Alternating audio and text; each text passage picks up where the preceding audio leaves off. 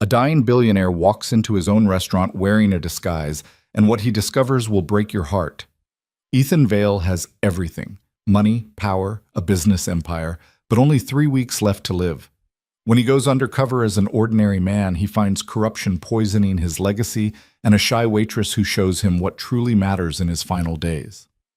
This is a story about lies, love, and the devastating truth that changes everything. Stay with me until the end. Hit that like button and comment what city you're watching from so I can see how far this story travels. The fluorescent lights in Dr. Morrison's office hummed like a funeral dirge. Ethan Vale sat in the leather chair across from the oncologist's desk, his hands folded in his lap with the same composure he'd worn through hostile board meetings and million-dollar negotiations. 32 years old, 6'2", tailored suit that cost more than most people's monthly rent. Hair still thick and dark, jaw still sharp, body still strong. He looked like a man who'd just stepped out of a Fortune magazine cover shoot, not a man receiving a death sentence. Dr. Morrison's mouth was moving. Words tumbled out: lymphoma, stage 4, aggressive, metastasized. The older man's face had that careful blankness doctors practiced when delivering bad news, like he was reading stock prices instead of telling someone their life was ending. "How long?" Ethan asked. His voice didn't shake. Dr. Morrison's pen clicked against his clipboard. Once. Twice. With treatment, maybe 6 months. Without it. The doctor's eyebrows lifted. "Mr. Vale, I understand this is shocking, but there are options. Chemotherapy won't cure it, but it could buy you time." Time for what? Ethan leaned back, and something like a smile crossed his face. It wasn't happy. To feel like death while I'm dying? To spend my last months vomiting in hospital beds while my daughter watches me turn into a stranger? Dr. Morrison set down his clipboard.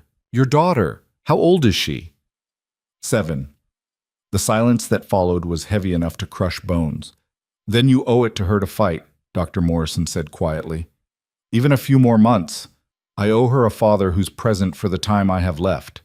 Ethan stood, buttoning his suit jacket with mechanical precision.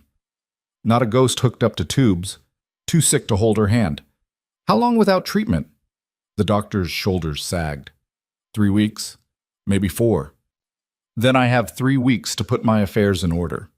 Ethan walked out of that office the same way he'd walked into it, back straight, face composed, every inch the self-made billionaire who'd built an empire from nothing.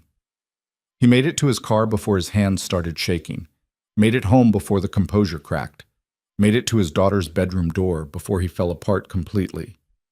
Lily was asleep, her small body curled around a stuffed rabbit he'd bought her in Paris last year. 7 years old, with her mother's eyes and her father's stubborn chin.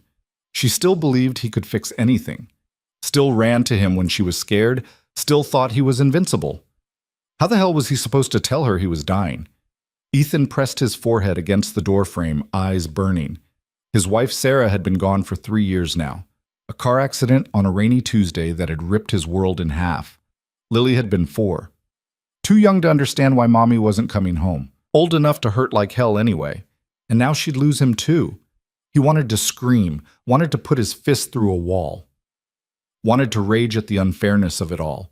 32 years old, healthy as a horse, until 6 months ago when the fatigue started, when the night sweats began, when his body betrayed him without warning.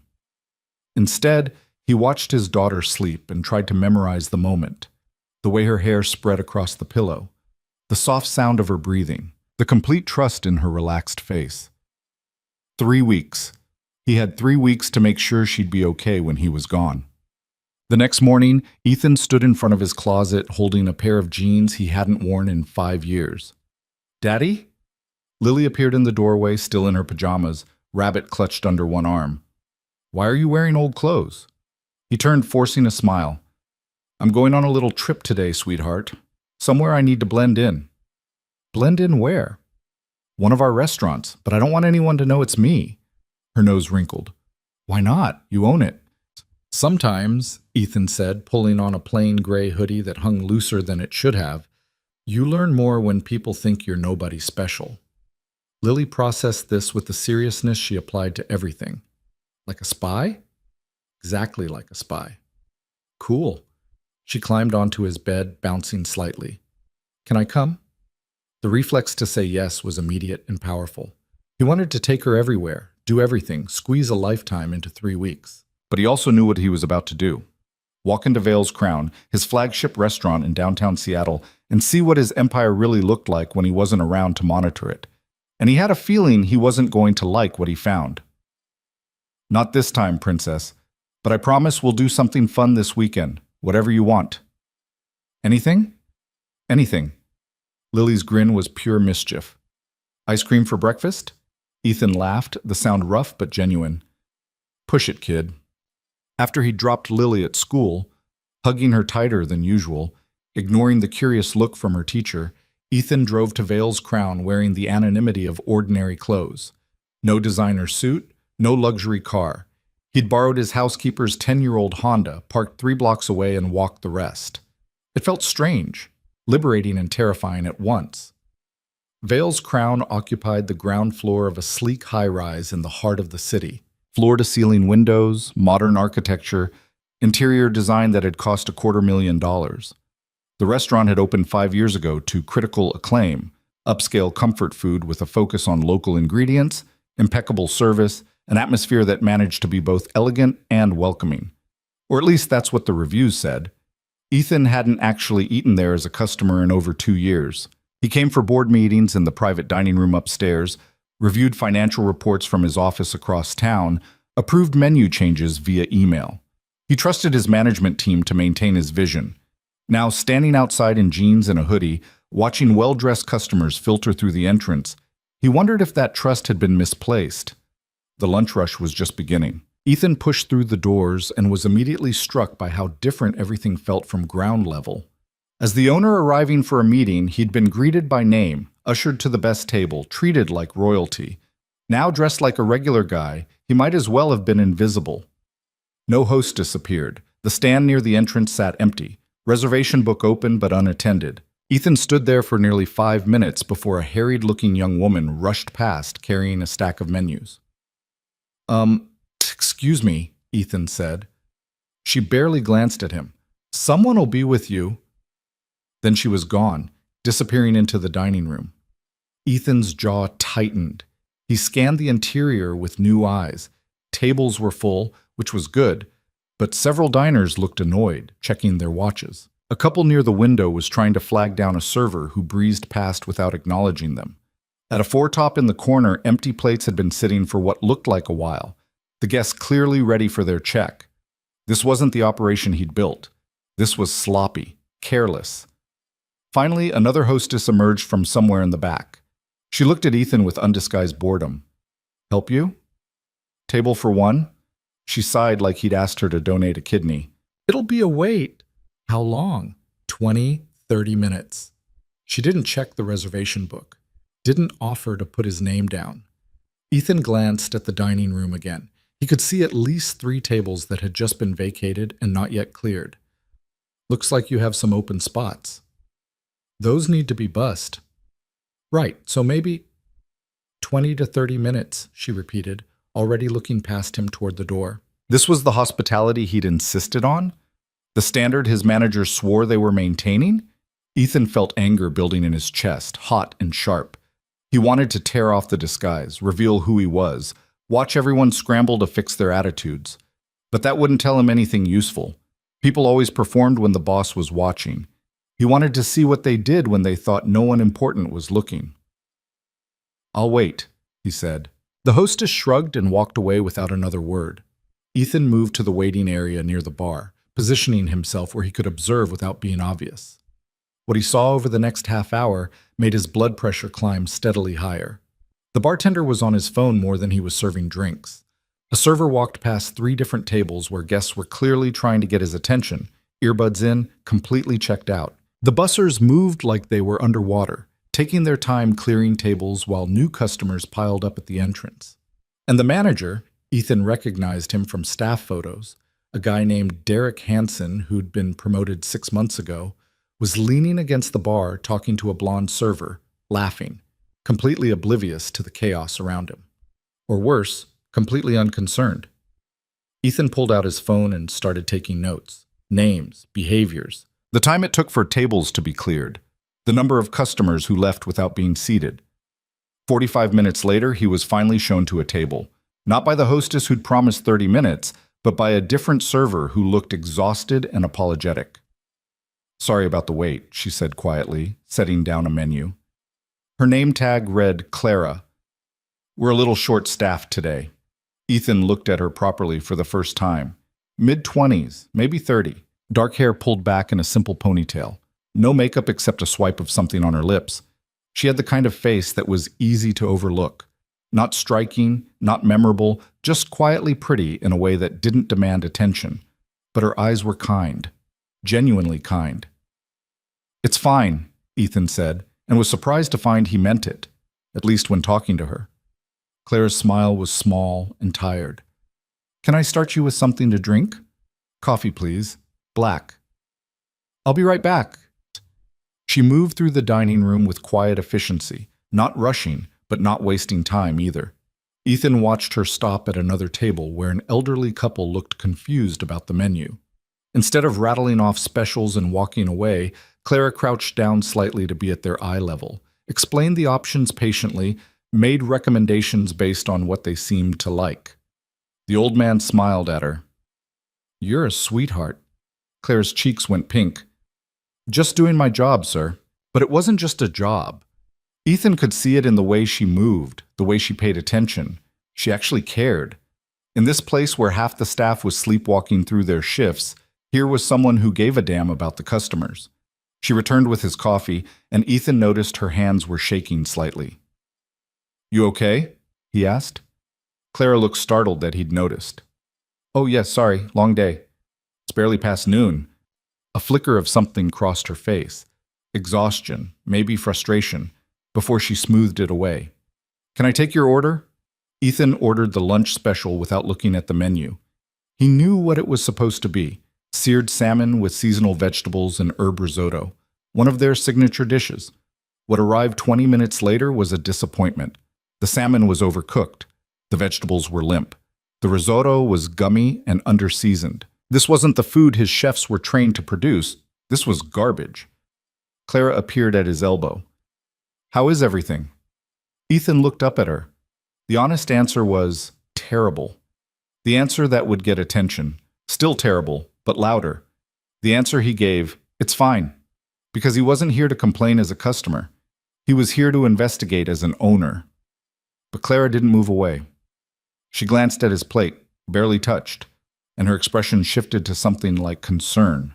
"Is it really fine?" There was no judgment in her voice, just genuine curiosity about whether he was being honest. Ethan found himself saying, "The salmon's overdone. The risotto needs salt." He expected her to get defensive, to make excuses. Instead, she frowned at the plate like it had personally offended her. "I'm sorry," she said quietly.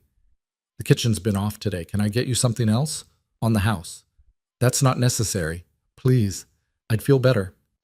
And the thing was, Ethan believed her. She actually would feel better if she could fix this. Not because of tips or customer satisfaction scores, but because she cared about doing things right. "Just the coffee's fine," he said. "But thank you." Clara nodded and cleared his plate, still looking troubled. When she brought the check 20 minutes later, Ethan noticed she'd comped his entire meal, not just offered a replacement. He left a $100 tip on a $15 tab. Ethan spent the next week returning to Vale's Crown in different disguises, at different times, building a complete picture of what was happening. And the more he saw, the angrier he got. Derek Hansen, the manager, was running the place into the ground. He showed up late, left early, and spent most of his time hitting on the younger female staff. When he was on the floor, he treated customers like interruptions and employees like servants. The kitchen was understaffed because Derek kept cutting hours to pad his budget numbers. The bartender was Derek's buddy, which meant he got away with doing minimal work. The hostess, who'd been so rude. Derek's girlfriend. And the whole operation was hemorrhaging money through waste, theft, and sheer incompetence.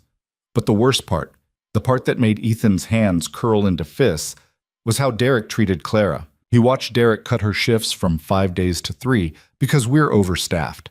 Watched him give her the worst sections, the most difficult customers, the least support. watched him ignore her when she tried to report problems, and mock her when she stayed late to help close, even though she wasn't getting paid for it. "Why do you even try?" another server asked Clara one night when Ethan was sitting at the bar, pretending to watch a basketball game. "Derek doesn't give a shit." Clara's voice was quiet but firm. "The customers aren't Derek's. They deserve better." The other server rolled her eyes and walked away. But Ethan sat there, staring at his beer, feeling something he hadn't felt in a long time. Respect. This woman, this shy, overlooked waitress who probably made poverty wages and got treated like dirt by her manager, had more integrity in her little finger than most of his executives had in their entire bodies. He wanted to know more about her. That was dangerous, and he knew it. He was a dying man with 3 weeks left. Getting involved in anyone's life was selfish and stupid. But Ethan had built his empire by taking risks, and something about Clara Hayes made him want to take one more. So he started staying later, ordering dessert, lingering over coffee, finding excuses to be in the restaurant when it was slower, when he could actually talk to her. "You're here a lot," Clara observed one evening, refilling his coffee cup for the third time. There was no accusation in her tone, just friendly observation. "I like the coffee," Ethan said. She smiled slightly. "The coffee's terrible." "Okay, you got me. I like the company." Clara's cheeks went pink again, and she glanced around like she was checking to see if anyone had heard. "I should probably get back to work." "Wait." Ethan didn't know what made him say it. "What time do you get off?" Her eyes widened slightly. 11. "Can I buy you a drink or coffee?" "Real coffee, not this terrible stuff." Clara looked torn between surprise and suspicion. "I don't really know you." "My name's Eli," Ethan said, using the nickname only his wife had ever called him. "I'm new to the city. I work in tech. I'm terrible at making friends, and I think you seem like someone worth knowing." It was more honesty than he'd planned to give, and it was all technically true, even if it wasn't the whole truth. Clara hesitated. I don't really go out with customers." "Then go out with Eli.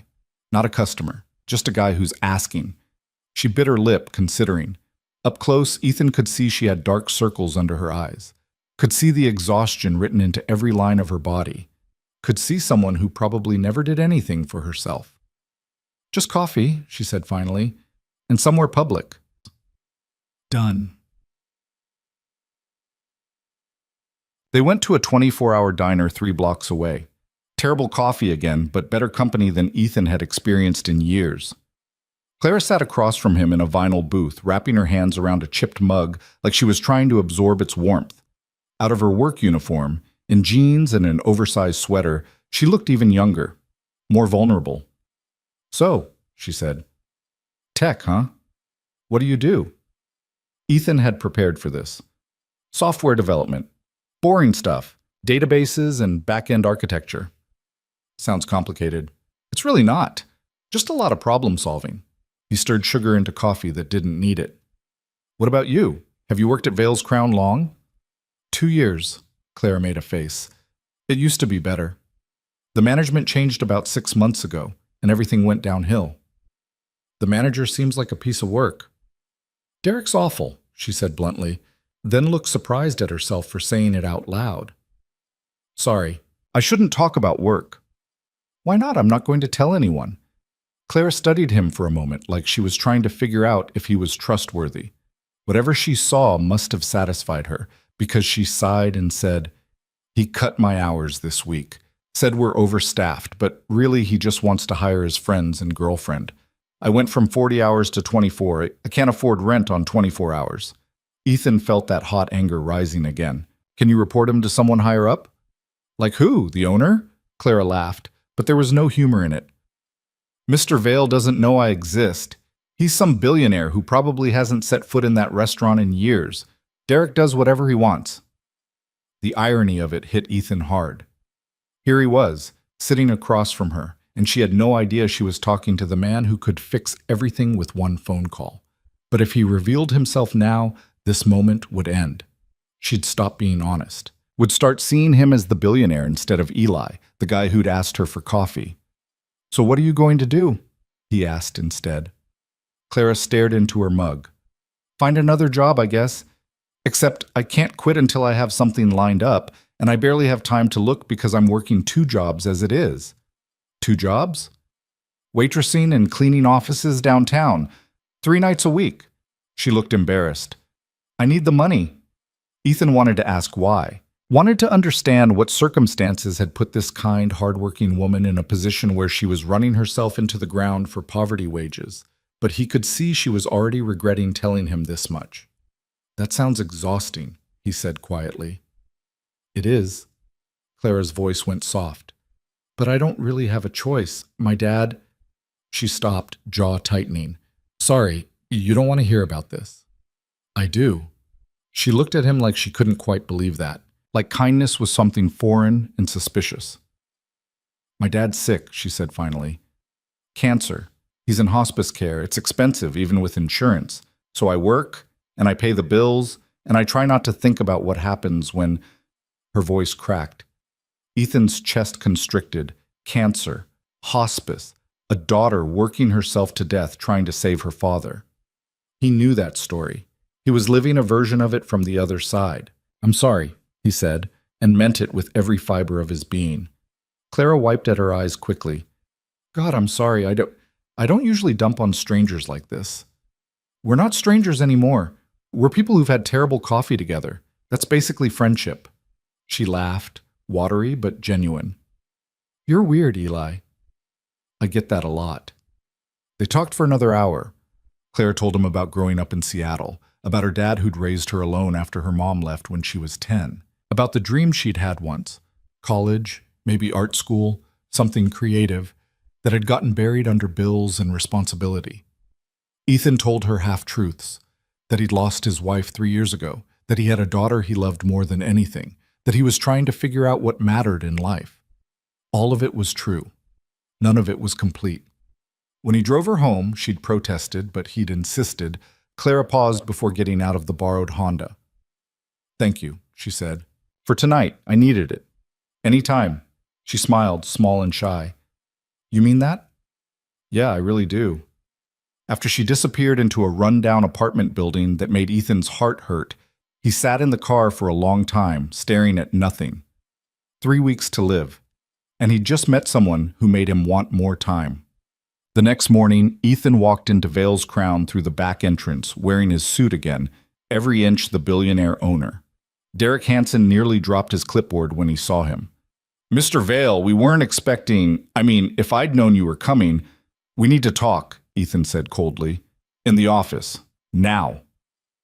10 minutes later, Derek was unemployed. Ethan didn't shout, didn't make a scene. Just laid out the evidence he'd gathered. The theft, the sexual harassment complaints Derek had buried, the budget manipulation, the toxic management style, and watched the man's face go from red to white to gray. You're done, Ethan said. Clean out your desk. Security will escort you out. Derek sputtered. You can't just... I'll sue. You can try. My lawyers are better than yours. Ethan leaned back in the chair. And Derek? If you so much as breathe near my employees again, I'll make sure everyone in this industry knows exactly what kind of manager you are. Get out. After Derek left, escorted by security, face purple with rage, Ethan called an emergency staff meeting. The employees filed into the dining room looking nervous and confused. Ethan stood at the front, studying their faces. Most he recognized from his undercover visits. A few looked relieved, others looked scared. Claire was in the back, eyes wide.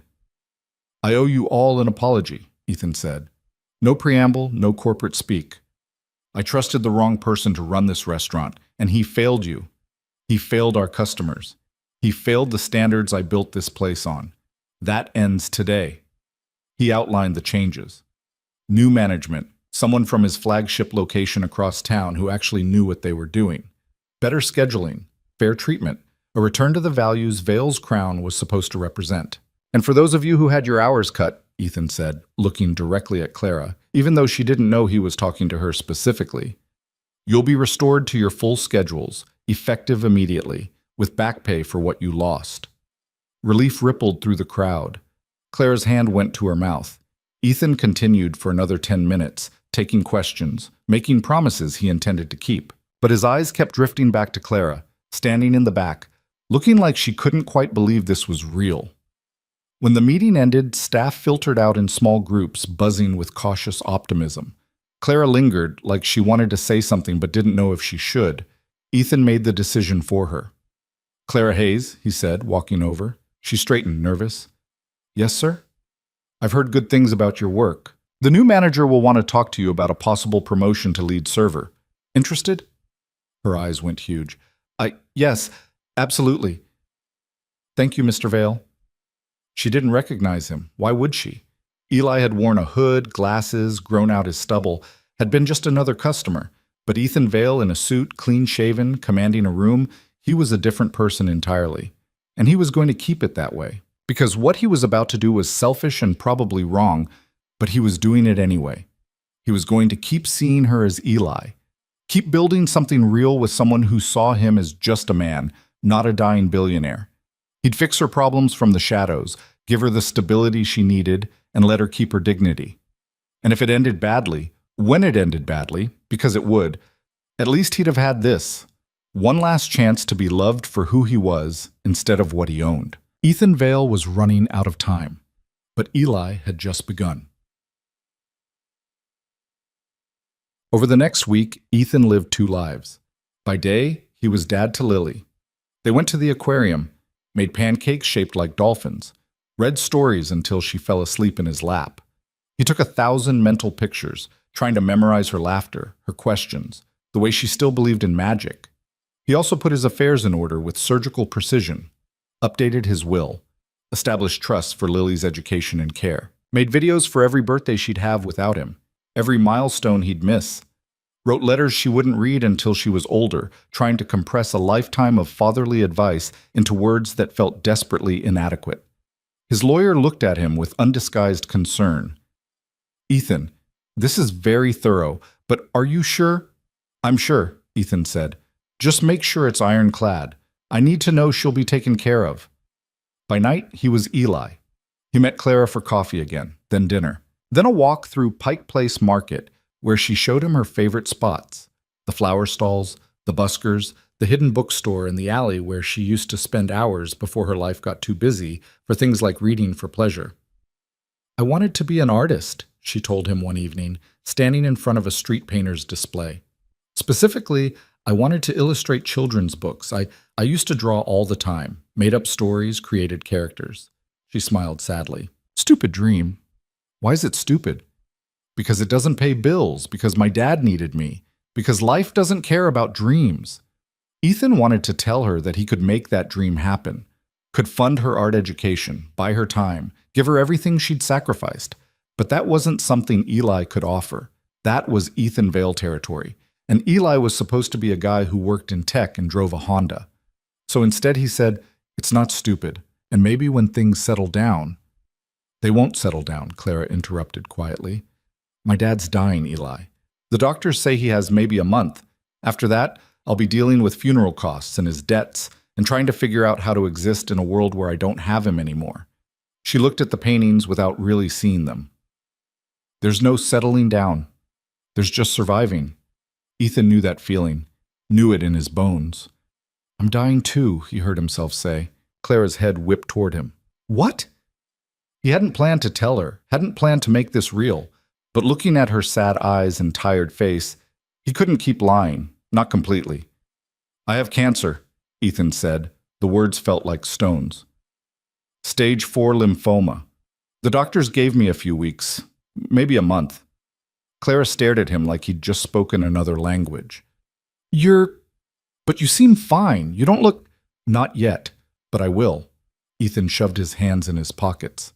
"I'm not doing treatment. I have a daughter. I'd rather spend the time I have left being her dad than being sick." "Oh my God." Clara's hand covered her mouth. "Eli, I'm so sorry. I've been complaining about my problems, and you—" "Don't." He caught her hand, squeezed it. "Your problems are real. Your pain matters. Don't apologize for being human." Tears spilled down her cheeks. "This is so unfair." "Yeah, it really is." They stood there in the market, surrounded by noise and life and people who had futures, two people who were running out of time.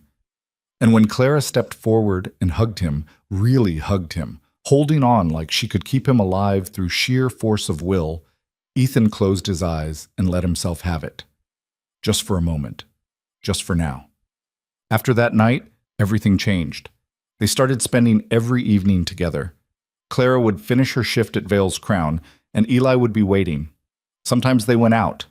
Sometimes they just sat in his car and talked. Sometimes they didn't talk at all, just existed in each other's company, finding comfort and shared understanding.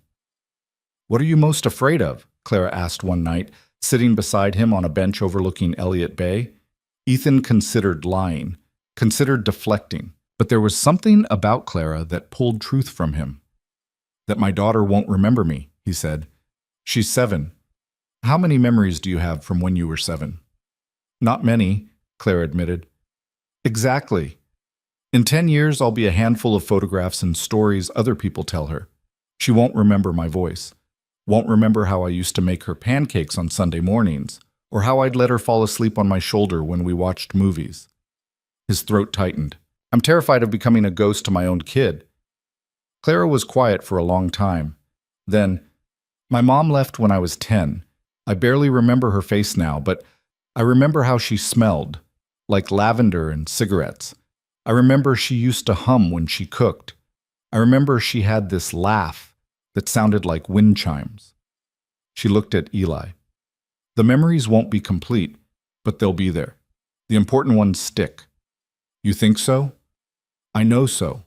Because you love her. That kind of love leaves marks, good ones." Ethan wanted to believe her, needed to believe her. "What about you?" he asked. "What are you afraid of?" Clara hugged her knees. "Being alone. My whole life has been about taking care of my dad. After he's gone, I don't know who I am anymore. Don't know what I'm supposed to do with myself." She laughed bitterly. "Isn't that pathetic? I'm 30 years old and I've built my entire identity around being someone's daughter. It's not pathetic, it's love. Love that's about to leave me empty." Ethan understood that too. When Sarah died, he'd felt like someone had scooped out his insides and left him hollow. Only Lily had kept him going, given him purpose. Without her, he didn't let himself finish that thought. "We should do something reckless," he said suddenly. Clara blinked. "What?" "We're dying. Both of us, one way or another. We should do something completely ridiculous and irresponsible before we can't anymore." "Like what?" Ethan thought about it. What did a dying billionaire pretending to be a tech worker do for excitement? What could he offer her that was genuine, that didn't rely on his money or status? "When's the last time you left the city?" he asked. "Years. I can't afford to travel." "What if I told you I have access to a cabin in the mountains? My boss lets employees use it sometimes." A lie, but a useful one. Ethan did have a cabin, one of several properties, and no one would question him taking it for a weekend. "We could go. Just for 2 days? No work, no hospitals, no dying parents. Just us and trees and quiet." Clara looked tempted and terrified. "I can't just leave my dad. Does he have care?" "The hospice nurses, but call them. Make sure he's covered. If he is, come with me, please." She bit her lip, torn. "Clara," Ethan said gently, "when's the last time you did something just for yourself?" She couldn't answer that. Maybe because there wasn't an answer. "Okay," she whispered. "Okay. Let's be reckless." The cabin sat 2 hours north of Seattle, tucked into a forest so thick with evergreens that sunlight had to fight its way through. Ethan had called ahead to have it stocked. Groceries, firewood, basics, using a service that wouldn't ask questions. He'd told Clara his boss kept it ready for employees, and she'd believed him because why wouldn't she? Eli was just a tech guy borrowing his company's perk. They arrived Friday evening as the sun was bleeding orange through the trees. Clara stepped out of the Honda and just stood there, breathing in air that didn't taste like exhaust and stress. "It's beautiful," she said quietly. Ethan grabbed their bags from the trunk. His hands were shaking slightly, not from exertion, but from the conversation he'd had with Lily's nanny before leaving. Margaret had looked at him with those knowing eyes and said, "You're getting weaker. I can see it." He'd deflected, made jokes, promised he'd be back Sunday and would rest then. But Margaret wasn't stupid, and the truth was written all over his face. He was running out of time faster than expected. The fatigue was getting worse, the weight loss more noticeable. He'd started having moments where his vision grayed at the edges, where his heart stuttered in his chest like it was forgetting how to beat. 2 weeks, maybe, if he was lucky. "You okay?" Clara was watching him with concern. Ethan forced a smile. "Just tired from the drive. Come on, let's get inside before it gets dark." The cabin was exactly as he'd left it 6 months ago, before the diagnosis, before his world had collapsed into a countdown. Open floor plan, stone fireplace, floor-to-ceiling windows overlooking the woods. Comfortable furniture that didn't try too hard. A kitchen stocked with more food than 2 people could eat in a weekend. Clara walked through it slowly, touching things like she was afraid they'd disappear. "Your boss must really like you." "He's all right," Ethan said, setting down the bags. "Sometimes he's an ass who works too much and forgets what matters. But he's learning." She turned, eyebrow raised. "Sounds like you're friends." Something like that. Clara moved to the windows, pressing her palm against the glass. In the fading light, her reflection looked fragile. Ethan wanted to wrap his arms around her, wanted to promise her everything would be okay, but he was done making promises he couldn't keep. Instead, he said, "I'm going to start a fire. You hungry?" "Starving, actually." They cooked together, pasta with vegetables and garlic bread that filled the cabin with smells that reminded Ethan of better times. Sarah had loved to cook. She'd turned their kitchen into chaos, flour everywhere, music blasting, dancing between the stove and cutting board like cooking was a full-contact sport. Ethan had been the one who cleaned up, who organized, who made sure things didn't burn. Clara cooked the way she did everything else, quietly, carefully, paying attention to details. She didn't talk much while she worked, just moved through the motions with practiced efficiency. But when Ethan handed her a glass of wine and she took a sip, her shoulders finally dropped from where they'd been hunched near her ears. "Thank you for this," she said. "I didn't realize how much I needed to get away." "You called the hospice? Your dad's okay?" "He's fine. The nurse said he's been sleeping a lot today. She'll call if anything changes." Clara stared into her wine. "It's weird, you know. I spend every day terrified of losing him, but also kind of waiting for it to happen. Does that make me a terrible person?" "It makes you human," Ethan said. "Grief doesn't wait until someone dies. You've been losing him for months." "Yeah," her voice cracked. "I have." They ate dinner on the couch in front of the fire, plates balanced on their knees, not talking about anything heavy. Clara told him about the customer who'd tried to send back a medium-rare steak because it was too pink in the middle, and Ethan laughed until his ribs hurt. He told her about the time Lily had decided to give herself a haircut and ended up looking like a very angry dandelion. "You didn't fix it?" Clara asked, grinning. She was so proud of herself. "How could I tell her it looked insane?" Ethan shook his head. "I took her to school like that. Her teacher didn't say anything, but I could see the judgment. Good dad move. Or terrible parenting. Hard to tell." Clara set down her plate and curled into the corner of the couch, wine glass cradled in both hands. The firelight caught in her hair, turned her eyes soft. She looked younger like this, less burdened. "Can I ask you something?" she said. "Anything." "Why didn't you tell me sooner? About being sick?" Ethan had known this question was coming, had rehearsed answers in his head. But sitting here, looking at her open face, he found himself going off script. "Because I wanted to be normal," he said. "When people know you're dying, they treat you different. They get careful, start looking at you like you're already a ghost. I just wanted someone to see me as Eli, regular guy, nothing special, instead of the dying guy they have to handle with gloves." Clara's eyes glistened. "You're not nothing special. I'm really not that interesting. You're interesting to me." The words hung between them, loaded with meaning neither of them knew how to unpack. Ethan set down his own glass and shifted closer, close enough to see the pulse jumping in Clara's throat. "Clara, don't," she interrupted. "Don't tell me this is a bad idea or that we shouldn't because we're both dealing with too much. I know all that. I've thought about nothing else since you told me you were sick." She put down her wine with deliberate care. "But I'm tired of being careful. I'm tired of doing the right thing and swallowing my feelings and pretending I don't want something for myself." "What do you want?" "I want to stop thinking for one night. I want to feel something good instead of just sad and scared. and exhausted. She looked at him directly. "I want you to kiss me." Ethan's heart was hammering. This was crossing a line he'd told himself he wouldn't cross. Clara didn't know who he really was, didn't know he'd orchestrated her schedule change, didn't know he was the billionaire owner watching her from behind a mask. When she found out, and she would find out, this would hurt so much worse.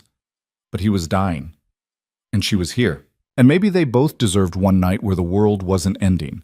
He leaned in slowly, giving her time to change her mind. She didn't. When his lips met hers, Clara made a small sound in the back of her throat and reached for him, fingers curling into his shirt.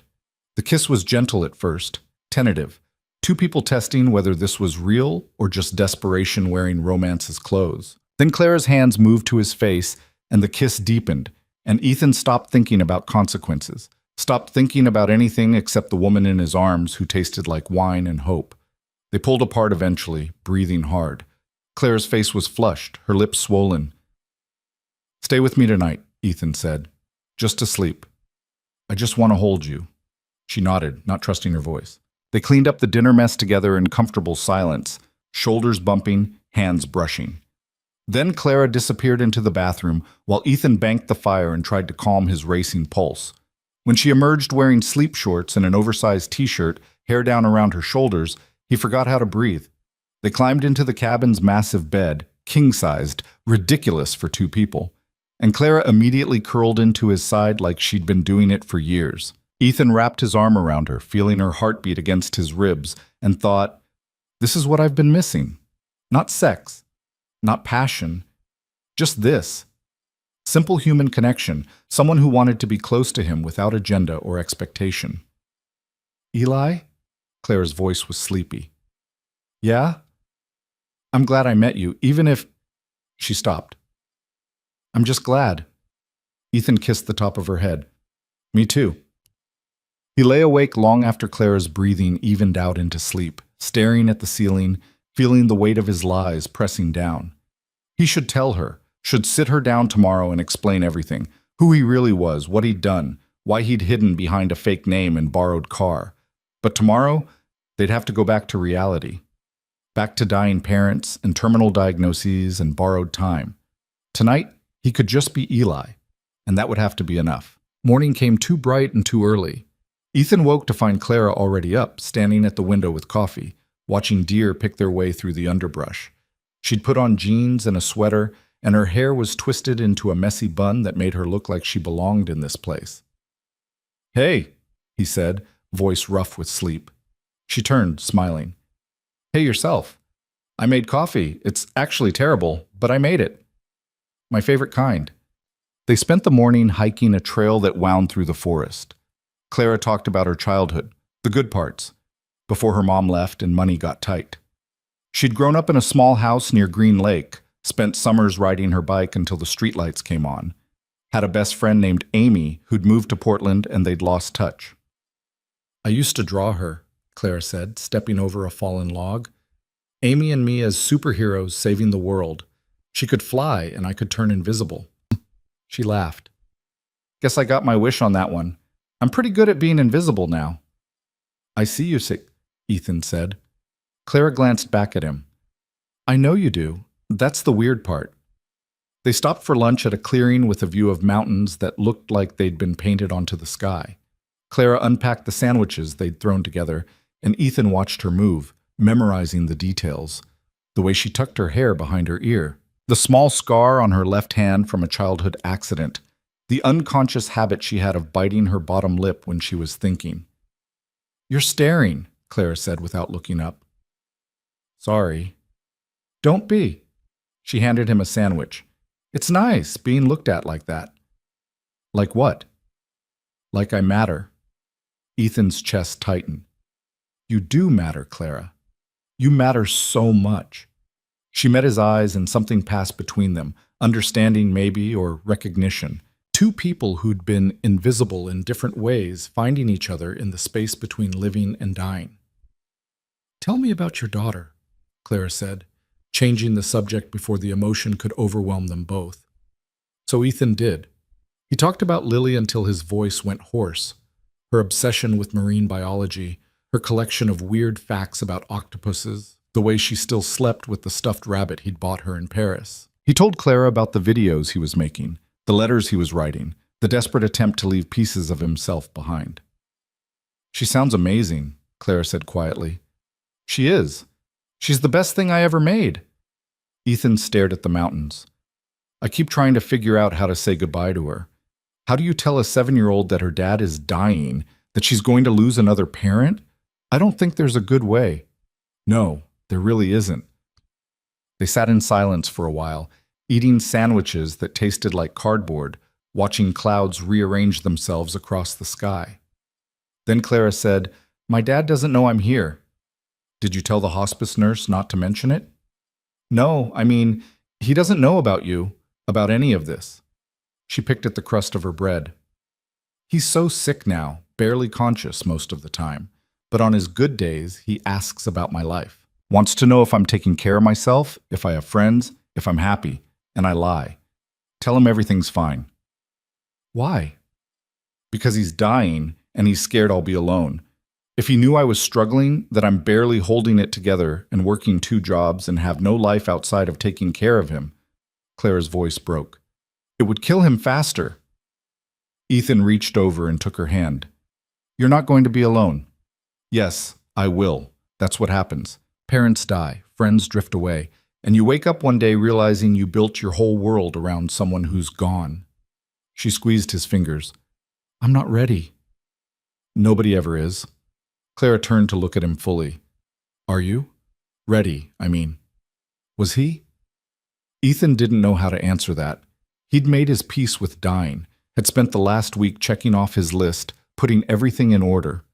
But ready? No. He'd never be ready to leave Lily, never be ready to miss her first day of high school, her graduation, her wedding. Never be ready to become a photograph and a story. "No," he said honestly. "I'm not ready at all." They hiked back to the cabin as the sun started its descent, not talking much, just existing together in the strange peace of mutual understanding. 2 people standing at the edge of the void, holding hands so they wouldn't fall alone. That night, Clara cooked again. Chicken and roasted vegetables that actually tasted good.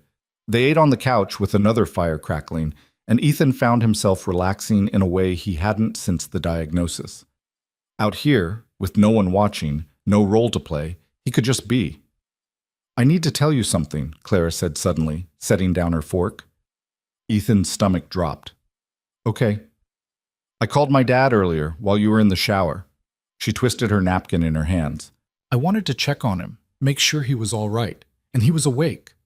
Really awake, for the first time in days." "That's good, isn't it?" "I told him about you." Clara looked up, eyes bright with unshed tears. "I know I said I was keeping secrets, but I couldn't lie to him anymore. So I told him I met someone kind and funny and dying just like he is. And you know what he said?" Ethan shook his head. He said, "Good. Don't waste time being careful. Love him while you can." The tears spilled over. "My dad, who spent my whole life teaching me to be cautious, to think things through, to protect myself, he told me to love you." The word hung in the air like a grenade. Love. They'd been dancing around it for days, maybe longer, but hearing it said out loud made it real, made it dangerous. "Clara, I know it's fast, I know it's insane. We've known each other for what, 2 weeks?" She laughed wetly. "But time's different when you're running out of it. Everything's compressed. I feel like I've known you forever and also like I'm just starting to figure you out." Ethan set down his own plate and pulled her close. She came willingly, burying her face in his shoulder, shaking with the force of emotion she'd been holding back. "I'm falling in love with you," she whispered into his shirt. "I know I shouldn't. I know it's going to hurt like hell when you're gone, but I can't help it." He should stop this. Should tell her the truth right now before it got worse. But the words stuck in his throat, and instead he heard himself say, "I'm falling in love with you too." Clara pulled back just enough to look at him. "Yeah?" "Yeah. Definitely. Completely." Ethan cupped her face in his hands. "You're the best thing that's happened to me in a long time, Clara Hayes." She kissed him then, harder than last night, more desperate, like she was trying to pour everything she couldn't say into the press of her lips. Ethan kissed her back with equal intensity, and this time when they pulled apart, there was no hesitation. "Take me to bed," Clara said. "Not to sleep, really take me to bed." "Are you sure?" "I've never been more sure of anything." They stumbled to the bedroom, kissing between steps, pulling at clothes. And when they finally fell into the sheets together, skin against skin, Ethan felt something inside him shift. This wasn't just physical. This was connection. This was two people who understood that tomorrow wasn't guaranteed, trying to hold on to something good. Afterward, they lay tangled together, catching their breath. Clara traced patterns on Ethan's chest, following old scars. "Where'd you get this one?" she asked, finger pausing on a thin white line near his collarbone. Ethan's mind raced. The real answer? A skiing accident in Aspen when he was 19. But would Eli have gone skiing in Aspen? "Fell off my bike as a kid," he lied. "Went over the handlebars into a fence." Ouch. "Yeah, it was pretty stupid." Clara's hand moved lower, finding another mark near his ribs. "And this?" "Appendix surgery." That one was true, at least. She propped herself up on one elbow, studying him. "You're full of stories, Eli." "Everyone is. You just have to ask." "Okay, then." Clara settled back against his shoulder. "Tell me a story. Something real. Something you've never told anyone else." Ethan stared at the ceiling, feeling the weight of his deception pressing down. He wanted to tell her everything, wanted to strip away all the lies and just be honest. But the truth was complicated and messy and would ruin this perfect moment. So he told her a truth, just not the whole truth. "When my wife died," he said slowly, "I didn't cry at the funeral. Everyone thought I was being strong for Lily, holding it together so she wouldn't fall apart. But the real reason was that I couldn't believe it was real. I kept expecting Sarah to walk through the door and tell me it was all a mistake." Clara's hand found his, squeezed. "It took 3 months before I finally broke down," Ethan continued. "Lily was at a friend's house.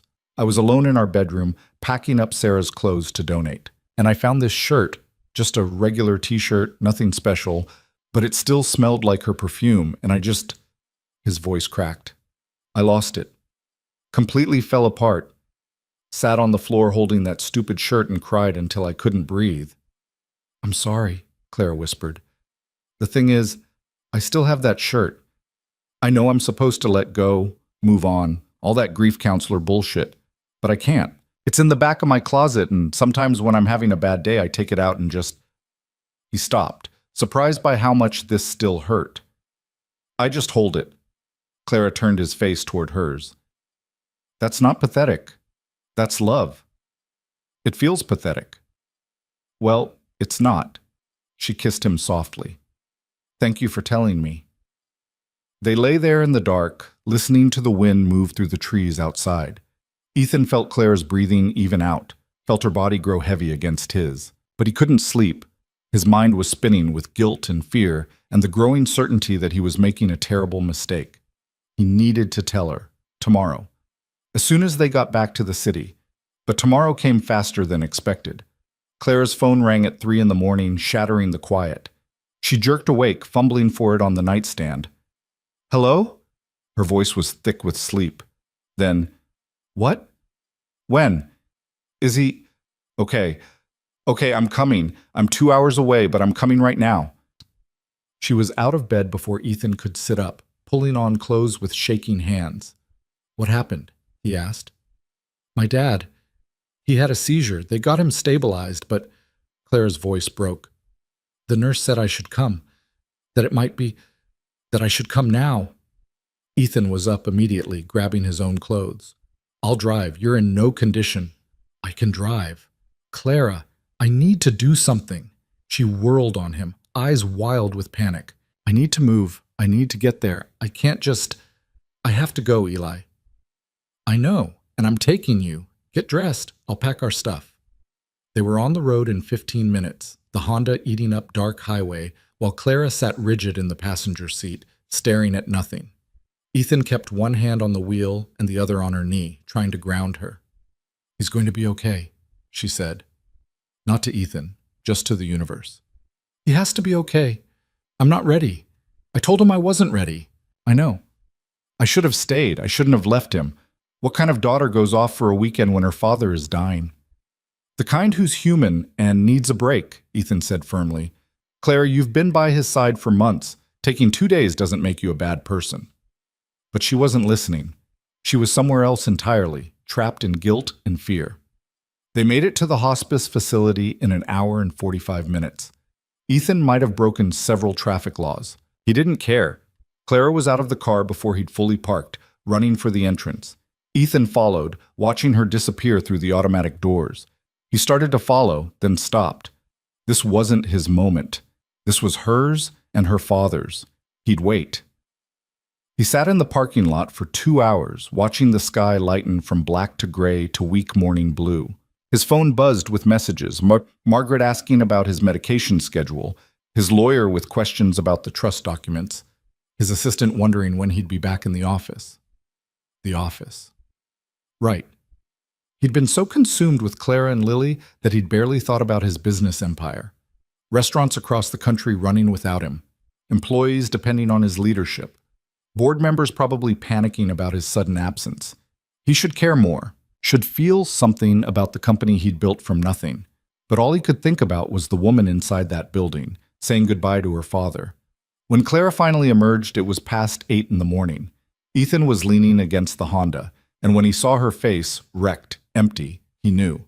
She walked straight into his arms and stood there, not crying, just breathing. He's gone, she said flatly.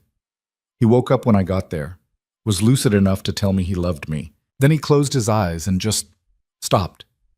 Ethan held her tighter. I held his hand, Claire continued in that same dead voice. I told him it was okay to go, that I'd be all right, and he believed me. He died believing I'd be fine. You will be. Will I?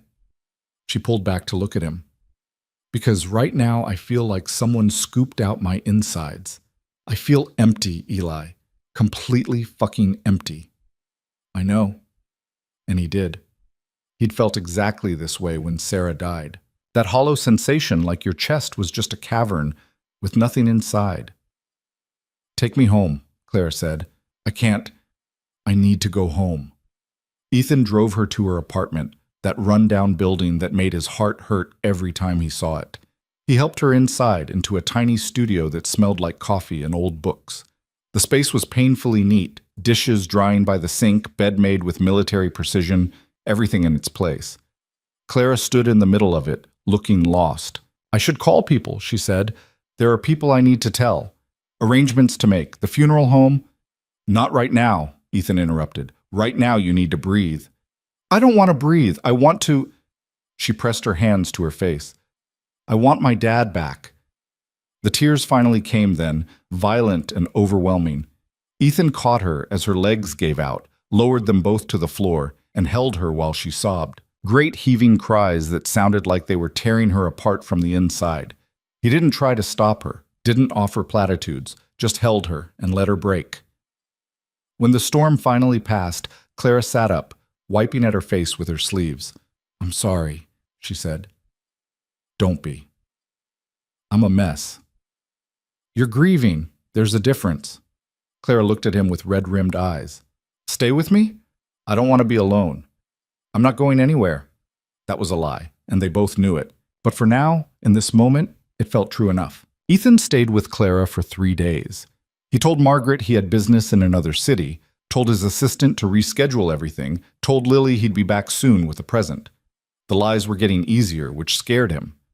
But watching Clara navigate the aftermath of her father's death, the phone calls, the funeral arrangements, the sudden hollow silence of being alone, he couldn't bring himself to leave.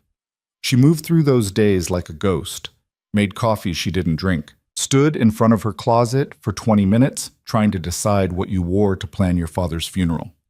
Answered calls from relatives she barely knew who suddenly cared now that there was a body to bury. Ethan helped where he could, made the coffee actually drinkable, fielded the calls from the pushy aunt who wanted to take over the arrangements, sat beside Clara at the funeral home while she picked out a casket she couldn't afford. The basic model is fine, Clara told the funeral director, a man with too much hair gel and practiced sympathy. Whatever's cheapest. The director's smile didn't waver. Of course. Though I should mention we have payment plans if you'd like to consider something more. The basic model, Claire repeated, voice flat. After they left, she sat in the Honda and stared at her hands. $12,000. That's what it costs to die, apparently. $12,000 for a box and a hole in the ground. Ethan wanted to tell her not to worry about it, wanted to write a check right now and make the problem disappear. But Eli didn't have that kind of money lying around. Eli was a tech worker with a sick daughter and medical bills of his own. You'll figure it out, he said instead, and hated himself for the uselessness of it. That night, Clara's laptop was open on her tiny kitchen table, spreadsheets covering the screen. She'd been working on them for hours, numbers that didn't add up no matter how many times she rearranged them. I can't do it, she said quietly. Even with the insurance payout, if there even is one, and his savings, which is basically nothing, I'm short about $6,000, and that's before I pay his other debts. What about the life insurance? He let it lapse 2 years ago when money got tight, didn't tell me. Clara laughed, but there was no humor in it. So that's fun. My father's final gift is debt I can't pay. Ethan's mind was already working. He could set up an anonymous donation, route it through one of his shell companies, make it look like a charity or community fund. Clara would never have to know it came from him. There are resources, he started, organizations that help with funeral costs. I don't want charity. Clara closed the laptop with more force than necessary. I've spent my whole life taking care of things. I can handle this. You don't have to handle everything alone. Yes, I do. That's how it works. My mom left. My dad died. You're going to die. Eventually, everyone leaves and you're alone and you figure it out because that's what adults do. She stood up, pacing the small space. I'm sorry, I don't mean to take this out on you. Take it out on me. I can handle it. Clara stopped pacing, looking at him with eyes that had aged years in just days. Why are you still here, Eli? You have your own life, your own daughter. You should be with her, not babysitting a mess like me. You're not a mess. I'm a disaster. My dad just died. I'm drowning in debt. I work 2 minimum wage jobs and I'm falling apart in front of a guy I've known for 2 weeks. She pressed her hands to her face. This isn't how this was supposed to go. Ethan stood, moving to her. How was it supposed to go? I don't know. Less pathetic, maybe. You're not pathetic, Clara. You're dealing with impossible circumstances and doing the best you can. That's not weakness. That's strength. She looked up at him, and something in her expression shifted. You always know what to say. Not always. Usually I'm just making it up as I go. Clara leaned into him, and Ethan wrapped his arms around her, feeling her heartbeat against his chest. They stood like that for a long time, 2 people holding each other up in the wreckage of their lives. I need to tell you something, Clara said into his shoulder. Okay. The restaurant called. They need me back tomorrow. We're short-staffed, and I already used my bereavement days taking care of my dad before he... She stopped. I have to go back to work the day after I bury my father. The anger that flooded through Ethan was immediate and visceral. He knew the new manager at Vale's Crown, had personally hired her, and she was supposed to be better than this. Supposed to have compassion. That's not right, he said carefully. It's reality. I need the money. The funeral's on Thursday. I'll work Friday. Clara pulled back. Can you come to the funeral?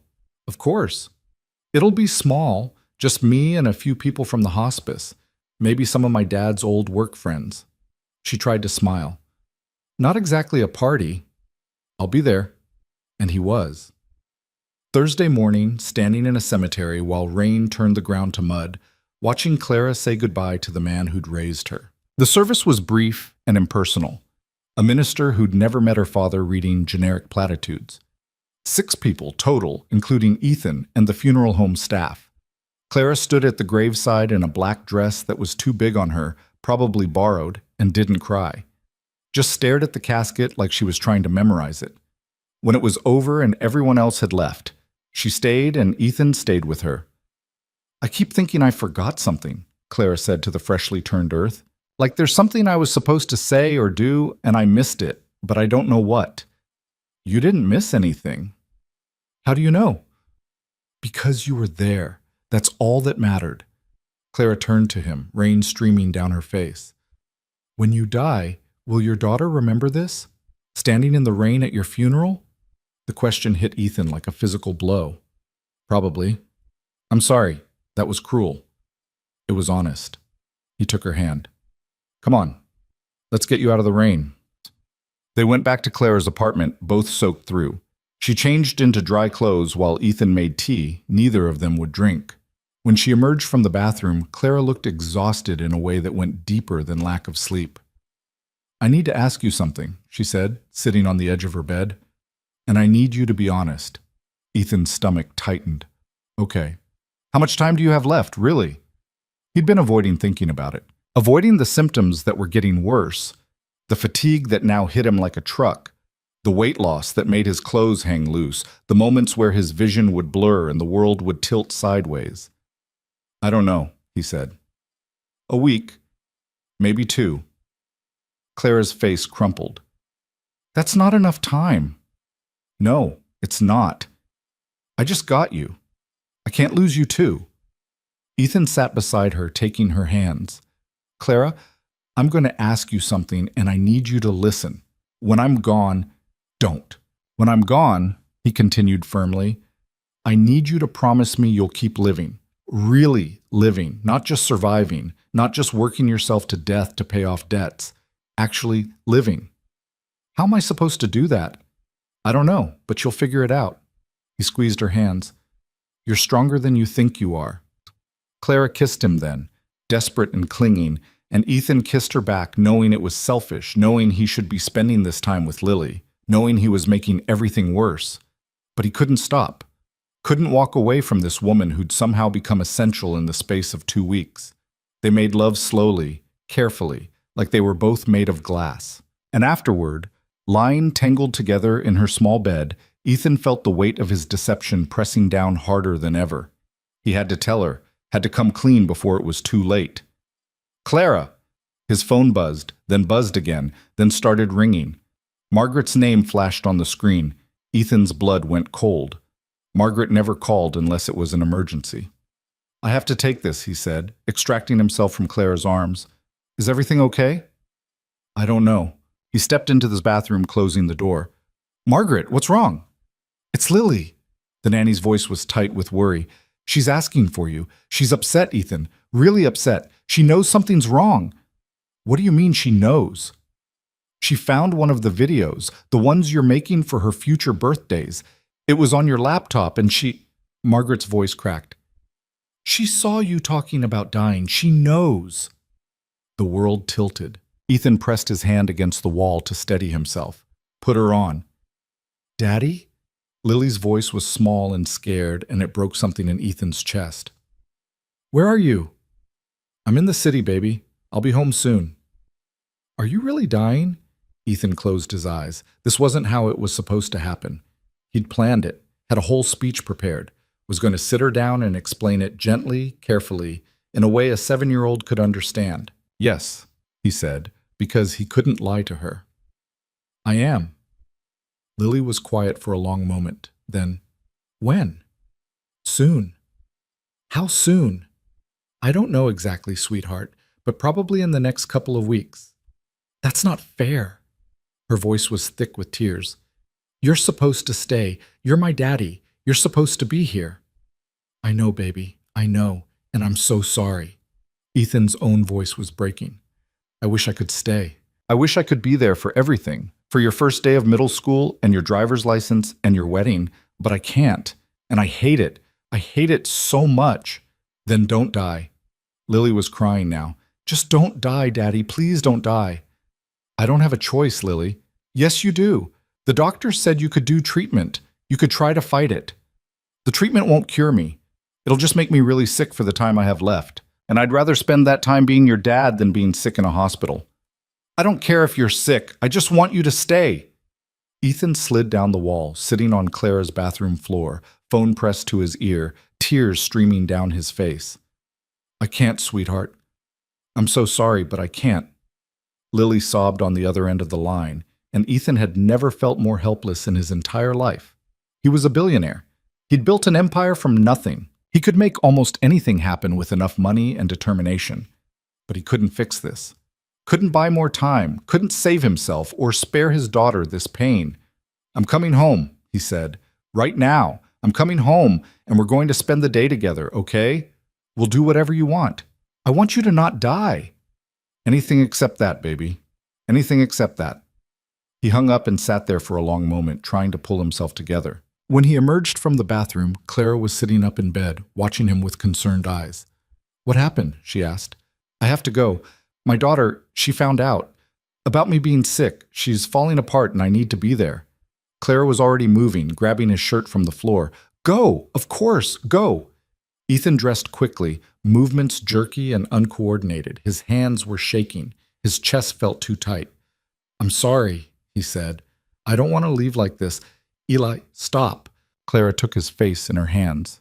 "Your daughter needs you. That's more important than anything. Go be with her." He kissed her quickly. "I'll call you later. Take care of her. And yourself." Ethan was halfway to the door when he turned back. "Clara, there's something I need to tell you." "Later," she interrupted gently. "Whatever it is, it can wait. Go." So he went, hating himself for the relief he felt at the delay, hating himself for the lies, hating himself for everything. The drive home felt endless. When Ethan finally walked through his front door, Lily launched herself at him, wrapping her arms around his waist and crying into his stomach. "I'm here," he said, holding her tight. "I'm here, princess. I've got you." Margaret hovered in the doorway, looking stricken. "I'm sorry. I should have been more careful with the laptop. It's not your fault." Ethan met her eyes over Lily's head. "Can you give us some time?" "Of course." When they were alone, Ethan led Lily to the couch and pulled her into his lap, like he used to when she was smaller. She buried her face in his shoulder, still crying. "Talk to me," he said quietly. "Tell me what you're feeling."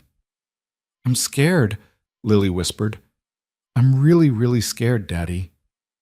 "I know. What's going to happen to me when you're gone?" "You'll be taken care of.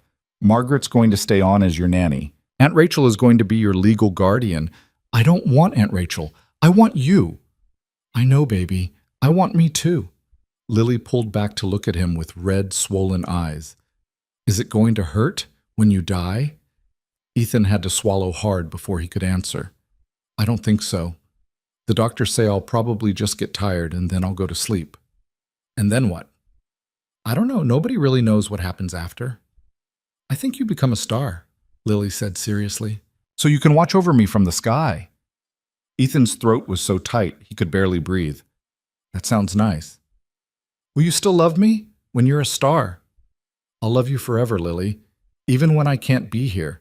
Even when you can't see me. I'll always, always love you."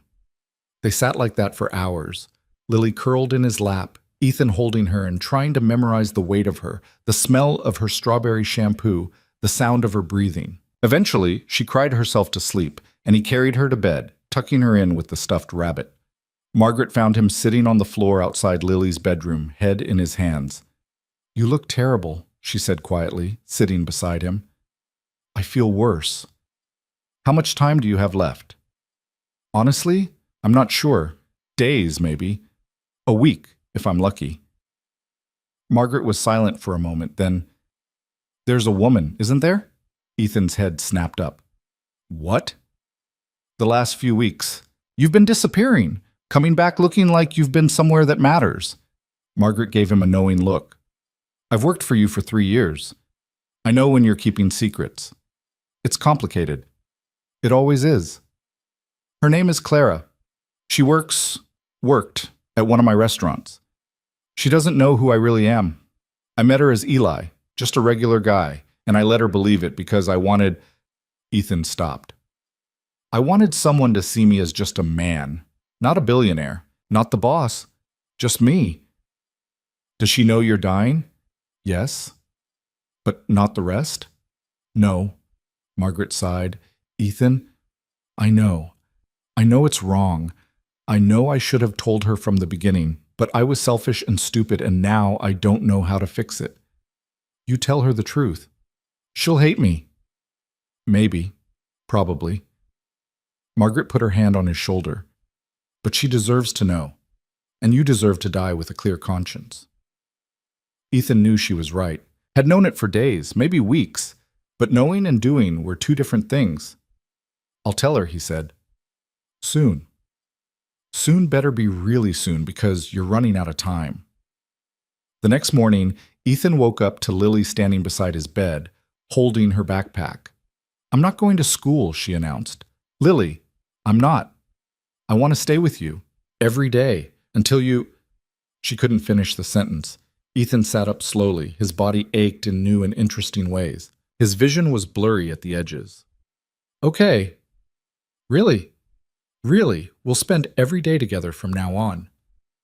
Lily climbed into bed beside him, and they stayed there for a while, not talking, just being together.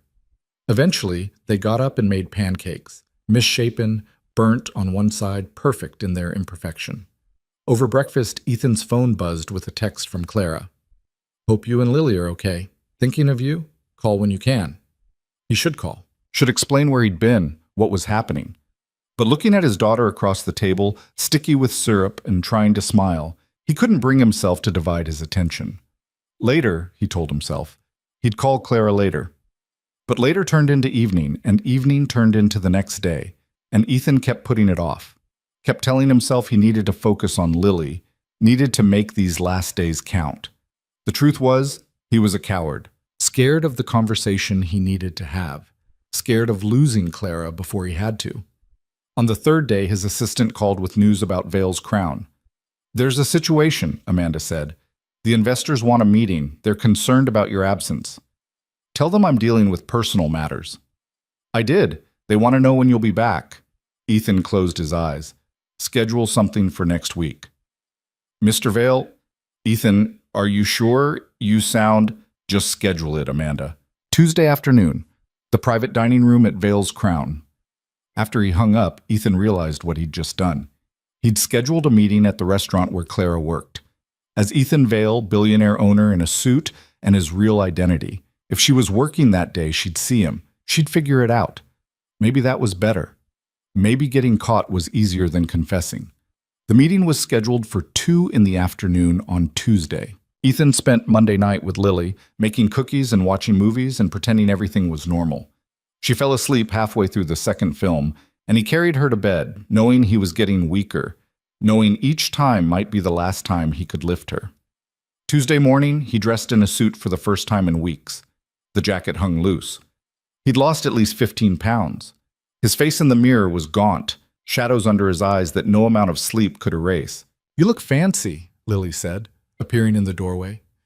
"I have a work thing, just for a few hours. Can I come?" "Not this time, Princess, but I'll be back before dinner." Margaret gave him a long look when he came downstairs. "Are you telling her today?" "I don't know, maybe, if I don't collapse first." "That's not funny." "I'm not joking." The drive to Vale's Crown felt like going to an execution. Ethan parked in his reserved spot behind the building and sat there for a long moment, gathering his courage. Then he walked through the back entrance like he owned the place. Because he did. The staff straightened when they saw him. The new manager, Lisa, hurried over looking stressed. "Mr. Vale, the investors are already here. They're in the private dining room. Can I get you anything?" "Coffee. Black." "Thanks, Lisa." He made his way through the kitchen, past servers he recognized from his undercover visits, past the bar where he'd sat pretending to be nobody. The private dining room was upstairs, separated from the main floor, but the walls were glass. Anyone looking up would be able to see him. The meeting dragged on for 2 hours, numbers and projections and concerns about his leadership. Ethan went through the motions, giving them what they needed to hear, but his attention kept drifting to the windows, to the dining room below where servers moved between tables. He didn't see Clara. Maybe she wasn't working today. Maybe he'd gotten lucky. Then the meeting ended and the investors filed out, and Ethan stood at the glass wall looking down at his restaurant, and there she was. Clara, carrying a tray of drinks, her hair in its usual ponytail, wearing the black shirt and pants that made up the server uniform.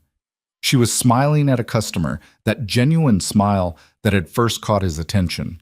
And as if she could feel his eyes on her, she looked up, their gazes locked across the distance. Ethan watched the confusion cross her face, watched her eyes travel from his face to his suit, to the expensive watch on his wrist, watched her look around at the private dining room, at the investors leaving, at Lisa hovering nearby. Watched the moment she connected the dots. Her face went white. The tray in her hands tilted, drinks sliding. Another server caught it before it fell, but Clara didn't notice. She was staring at Ethan with an expression of dawning horror. He saw her mouth move, forming a single word, no. Then she turned and walked away, fast, heading for the employee area. Ethan was moving before he could think, taking the stairs 2 at a time, pushing through the kitchen. Clara, wait! But she was already out the back door into the alley. Ethan followed, catching up to her as she leaned against the brick wall, breathing hard. Don't, she said, not looking at him. Don't say anything. I can explain. Explain what? Clara's voice was shaking. Explain how you're not Eli the tech worker, but Ethan Vale, the billionaire who owns this entire company. Explain how you've been lying to me for weeks. You didn't mean to lie? She finally looked at him, and her eyes were full of tears and fury. You walked into your own restaurant pretending to be somebody else.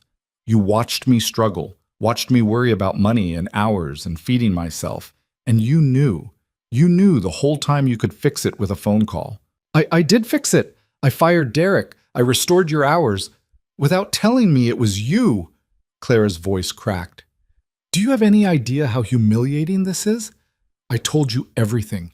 I cried on your shoulder about my problems with this restaurant, with my manager, with my life, and you just sat there playing dress up, pretending to be normal. It wasn't like that. Then what was it like, Ethan? She spat his real name like it was poison. Because from where I'm standing, it looks like a rich guy got bored and decided to play pretend with the poor waitress. That's not fair. Fair? Clara laughed, harsh and bitter. You want to talk about fair? Fine. Let's talk about how you paid off my father's funeral costs. Don't lie. I got a call from the funeral home yesterday. An anonymous donor covered everything. That was you, wasn't it? Ethan didn't answer. Couldn't. It was you, Clara said flatly. You went behind my back and paid for my father's funeral like I'm some charity case, like I'm too stupid or too poor to handle my own life. I was trying to help. I didn't ask for your help. I didn't ask for any of this. She was crying now, tears streaming down her face. I asked for honesty.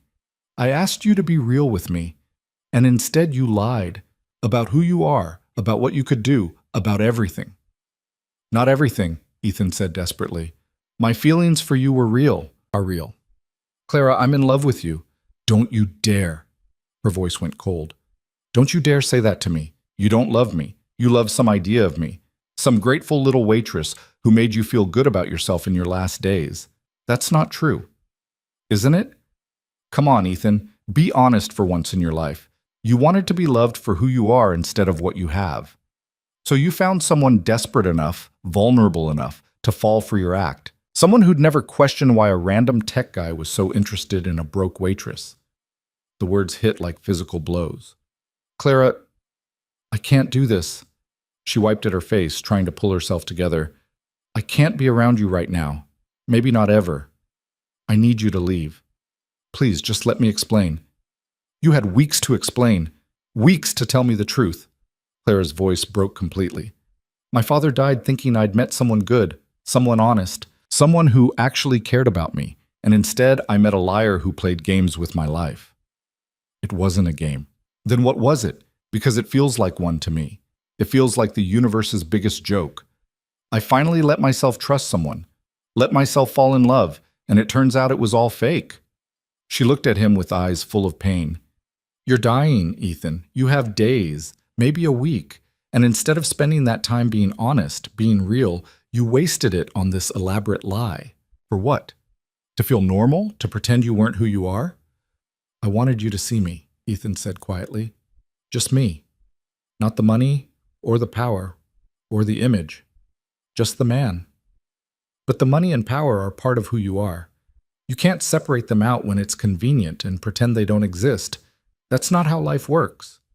Clara shook her head. You didn't want me to see you. You wanted me to see some fantasy version of you that doesn't actually exist. She was right. Ethan knew she was right, but knowing didn't make it hurt less. I'm sorry, he said. I'm so sorry, Clara. I should have told you from the beginning. I should have been honest, but I was scared and selfish and I made a mistake. A mistake is forgetting to call. A mistake is showing up late. This? Clara gestured between them. This is betrayal. What can I do? How can I fix this? You can't.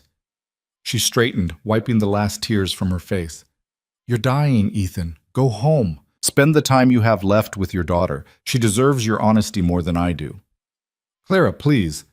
I need to get back to work. I just need you to go. She turned and walked back into the restaurant, leaving Ethan standing alone in the alley. He wanted to follow her, wanted to keep trying, but he could see it in the set of her shoulders, the way she held herself together as she walked away. He'd lost her. Ethan drove home in a daze, Clara's words echoing in his head. When he walked through the front door, Lily took one look at his face and burst into tears. What happened? She asked, running to him. Are you sicker? No, baby, He stopped. No more lies. I'm heartbroken. Why?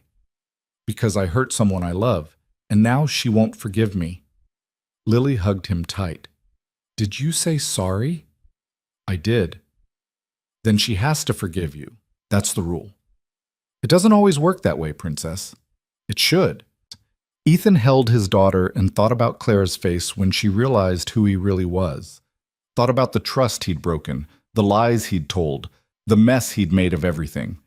Margaret found him an hour later, sitting on the floor of his bedroom, still in his suit, staring at nothing. What happened? She asked. She knows. She figured it out, and she hates me. Did you try to explain? She wouldn't listen, and honestly, I don't blame her. Ethan looked up. I ruined it, Margaret. I had one good thing, one real connection, and I destroyed it with my own stupidity. So fix it. I can't. She won't talk to me.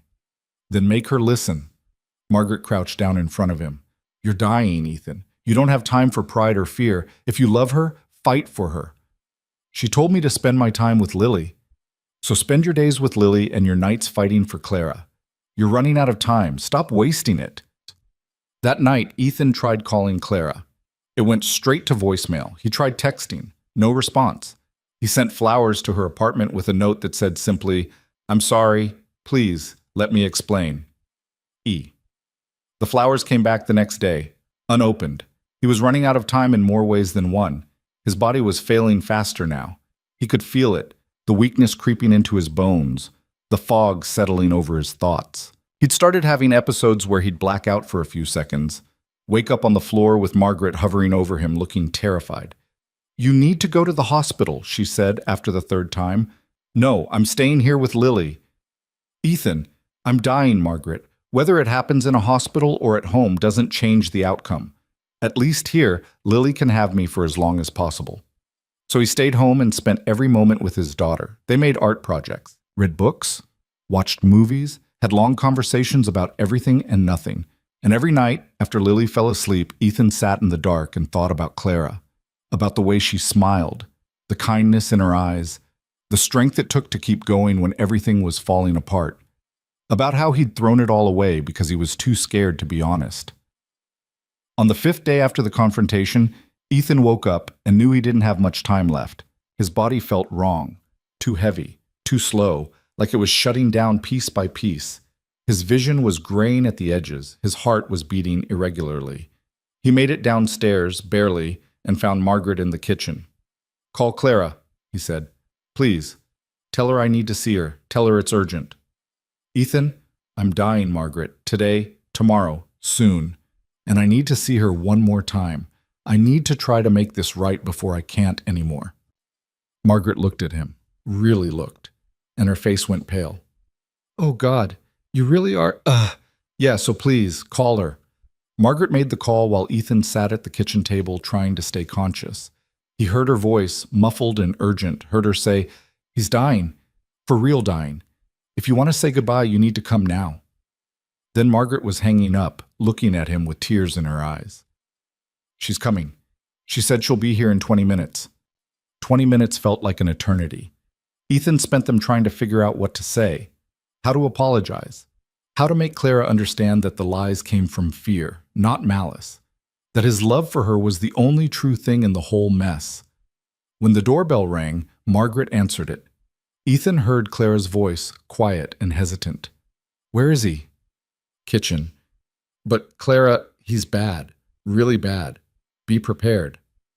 Footsteps. Then Clara was standing in the doorway, and Ethan looked up at the woman he loved.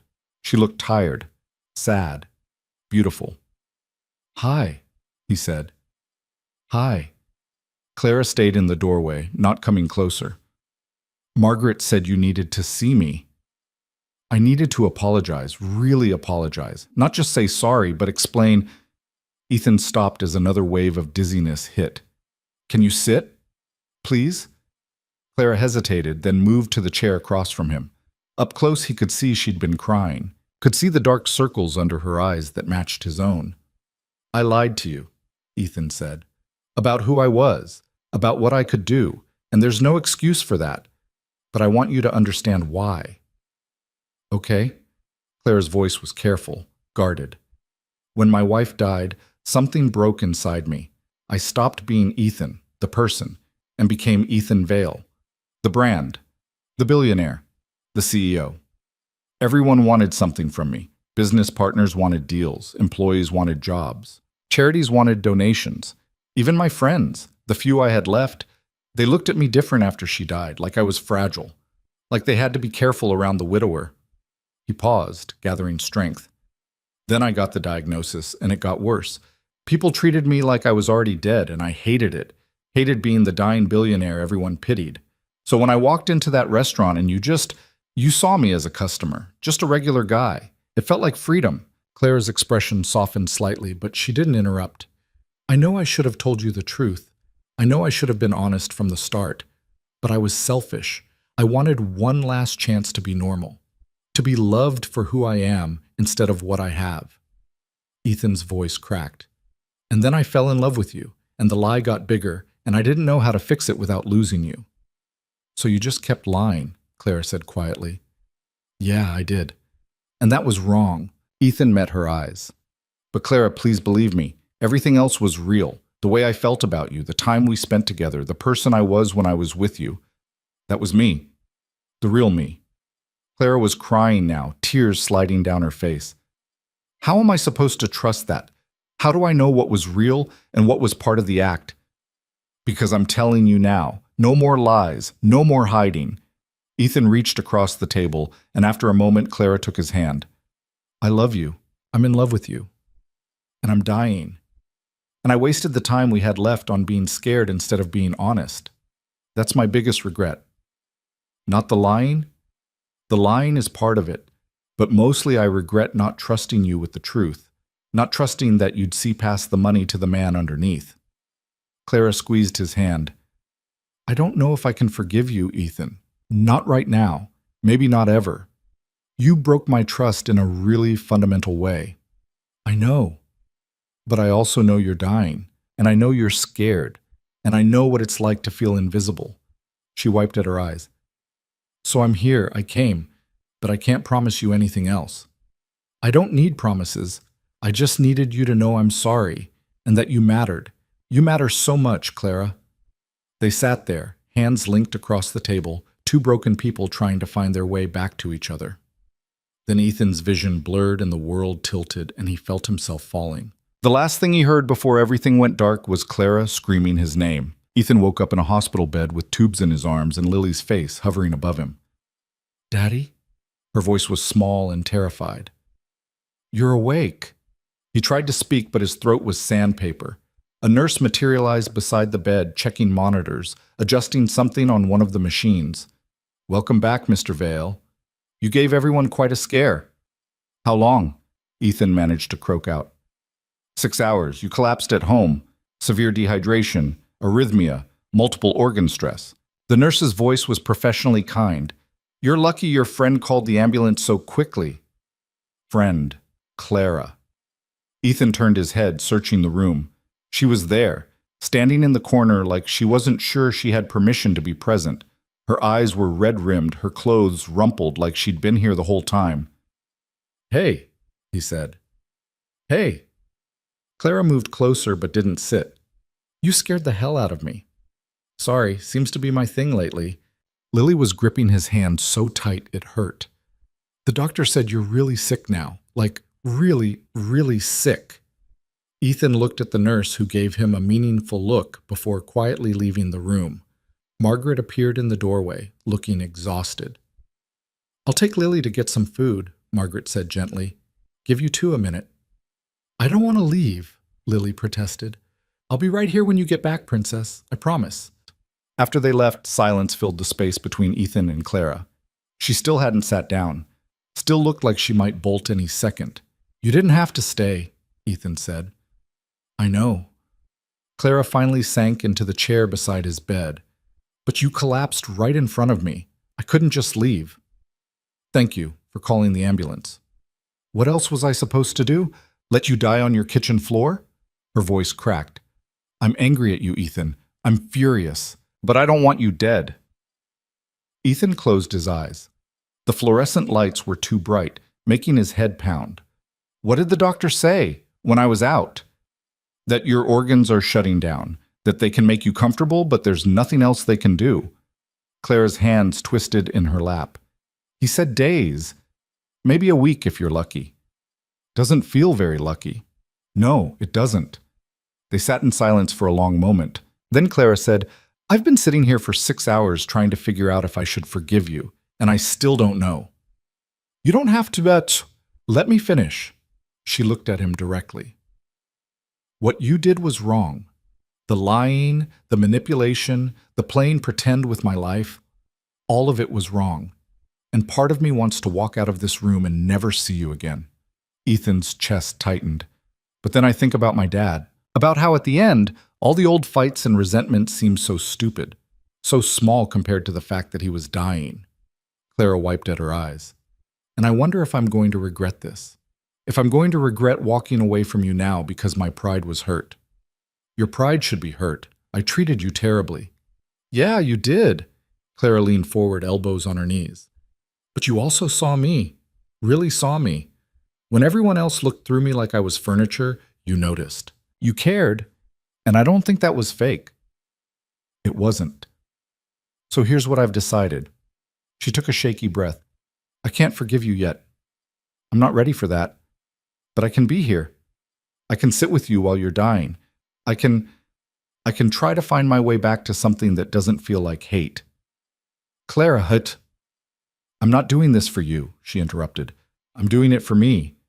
Because I don't want to carry regret around for the rest of my life. I don't want to be the person who walked away from someone they loved because they were too angry to see past it. Ethan felt tears burning behind his eyes. I don't deserve that. Probably not, but I'm doing it anyway.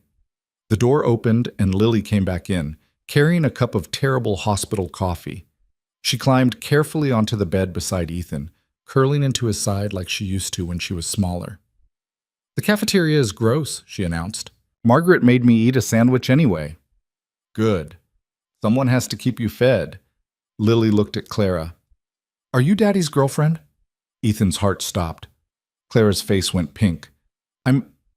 We're friends, Clara said carefully. Daddy said he was in love with someone. Is it you? Lily, Ethan started, but Clara held up a hand. Yeah, she said, meeting Lily's eyes. It's me. Are you going to stay? Everyone else leaves. The question landed like a punch. Clara looked at Ethan, then back at Lily, and he could see her struggling with how to answer. What do you tell a 7-year-old whose mother died and whose father is dying and who's terrified of being abandoned again? I'm going to stay as long as I can, Clara said finally. But your dad and I were working some things out. Adult stuff. It's complicated. Everything's always complicated, Lily said, sounding far too old for her age. I hate complicated. Me too, kid. Me too. A doctor came in then, young and earnest with a tablet full of information Ethan didn't want to hear. His liver was failing. His heart was struggling. His kidneys were on their way out. They could keep him comfortable with medication, but moving him home would require hospice care. How long? Ethan asked. The doctor hesitated. It's hard to say exactly. Best guess. How long? 3 days. Maybe 4. I'm sorry, Mr. Vale. Lily made a small sound against his chest. Ethan held her tighter, feeling his own heart crack wide open. I want to go home, he said. Can you arrange hospice care? Of course. We'll have someone contact you about setting it up. After the doctor left, Margaret came in looking grim. I already called the hospice agency your lawyer recommended. They can have someone at the house by tomorrow morning. Thank you. Ethan, Margaret's voice broke. I'm so sorry. Don't. Not yet. I'm not dead yet. But he would be, soon. The reality of it was sinking in now, not as an abstract concept, but as a concrete fact. 3 days, 72 hours to say everything he needed to say, do everything he needed to do, be everything his daughter needed before he couldn't be anything at all. Clara stood abruptly. I should go. Let you rest. Wait. Ethan reached for her hand. Can you come by the house tomorrow? After they get me settled? She looked conflicted. Ethan, please, I know I don't have the right to ask, but please. Clara glanced at Lily, still curled against Ethan's side, watching them with big, scared eyes. Okay, tomorrow, but I'm not making any promises beyond that. That's enough. She left, and Ethan spent the rest of the evening with Lily and Margaret, pretending everything was fine, even though they all knew it wasn't. The nurses came and went, adjusting medications, checking vitals, speaking in hushed tones like he was already gone. That night, alone in the dark hospital room, Ethan thought about all the things he'd never get to do. Never walk Lily down the aisle, never meet his grandchildren, never grow old with someone he loved, never get the chance to make things right with Clara. He'd wasted so much time. On work, on appearances, on maintaining the image of the successful billionaire. And now, at the end, none of it mattered. The restaurants, the money, the empire he'd built, it would all continue without him. The only thing that mattered was the people he'd loved and the time he'd had with them. And he'd squandered it. Lied when he should have been honest. Hid when he should have been vulnerable. Played games when he should have been real. The next morning, they transported him home in an ambulance. The hospice nurse, a woman named Patricia with kind eyes and efficient hands, met them there. She set up monitors, explained the medications, showed Margaret how to manage the pain pump. The goal now is comfort, Patricia said gently. We want to make sure he's not in pain, that he's peaceful. Do you understand? Margaret nodded, tears streaming down her face. They'd set up a hospital bed in Ethan's bedroom. He hated it, hated the clinical feel of it, the way it turned his space into a sick room. But he didn't have the energy to fight. Just getting from the ambulance to the bed had wiped him out completely. Lily refused to leave his side. She climbed into the bed beside him, careful of the tubes and wires, and held his hand like she could anchor him to life through sheer force of will. Tell me a story, she said, like you used to when I was little. So Ethan told her stories, made-up tales about brave princesses and magic forests and adventures that always ended happily. His voice got weaker as the day wore on, but he kept going, kept spinning narratives because it made Lily smile. Clara showed up around noon carrying a bag from a bookstore. I brought something for Lily, she explained, pulling out a stack of art supplies. Thought she might want something to do. Lily's eyes lit up. Can we draw together? Sure, kid. What do you want to draw? Daddy, as a superhero. Claire's eyes met Ethan's over Lily's head. That sounds perfect. They spent the afternoon drawing while Ethan drifted in and out, the pain medication making everything soft and hazy. He'd wake up to the sound of Lily's laughter, to Clara's quiet voice explaining how to shade or add details. They were building something together, these two people he loved, and it made his chest ache in ways that had nothing to do with dying. When Lily finally crashed, exhausted from the emotional roller coaster of the last few days, Clara helped Margaret carry her to her own room. When they came back, Margaret excused herself, leaving Clara and Ethan alone. Clara sat in the chair beside the bed, hands folded in her lap. She's amazing, Clara said quietly. Your daughter. She's smart and funny and so brave. She gets it from her mother. I think she gets some of it from you too. Clara looked at him. How are you feeling? Like death, which is appropriate, I guess. That's not funny. Little bit funny. Ethan shifted, trying to get comfortable. The movement sent pain shooting through his side. Clara, I need to tell you something. Okay. There's a letter in my office, in the top drawer of my desk. It's addressed to you. Clara's expression shifted to something wary. What kind of letter? The kind you read after I'm gone. It explains some things. About provisions I've made. He saw her start to protest and held up a hand. Let me finish. Please. She pressed her lips together but nodded. I set up an account for you. Not a huge amount. Enough to cover your father's debts and give you some breathing room. Enough to pursue that art thing you talked about. Ethan forced himself to meet her eyes. And before you get angry, I didn't do it to control you or because I think you need saving. I did it because I love you. Because you deserve a chance to live instead of just survive. Ethan, the money comes with no strings, no expectations. You can use it or not use it. You can hate me forever and still take it. I don't care. I just need to know that when I'm gone, you'll have options. Clara was crying now, silent tears tracking down her face. You can't just fix everything with money. I know, but it's the only thing I have to give you that might actually help. I don't want your money. I want... She stopped, swallowing hard. I wanted you. The real you. For longer than 3 days. I know. I'm sorry. I'm so sorry. Clara stood abruptly, pacing to the window. This isn't fair. None of this is fair. I finally meet someone who makes me feel seen and he's dying. My dad just died and now you're dying and I'm so tired of losing people I love. Ethan wanted to go to her, wanted to hold her, but he couldn't move without excruciating pain. Come here, please. She turned, looking at him with devastated eyes. Come here, he repeated. Clara walked back to the bed slowly, like she was afraid of what would happen when she got close. But when she sat on the edge of the mattress, Ethan took her hand and pulled her down beside him. I'm going to tell you something true, he said. Something completely honest with no bullshit. Okay. Meeting you was the best thing that happened to me in the last 3 years. Maybe longer. You made me remember what it felt like to be human. Not a CEO or a billionaire or a brand. Just a person who could fall in love and laugh and feel things. Ethan, I know I screwed it up. I know I lied and hid and ruined everything. But I need you to know that the time we spent together, it mattered. You matter. And I'm sorry I didn't have more time to show you that. Clara was fully crying now, her shoulders shaking. I loved you. I still love you. And I hate that. I hate that I can't just be angry because you're dying and it's not fair. You can be both. Angry and sad. They're not mutually exclusive. I know, but it sucks. Yeah, it really does. They lay there together, Clara's head on Ethan's shoulder, both of them crying quietly. Outside, the sun was setting, painting the room in shades of orange and gold. Inside, time was running out.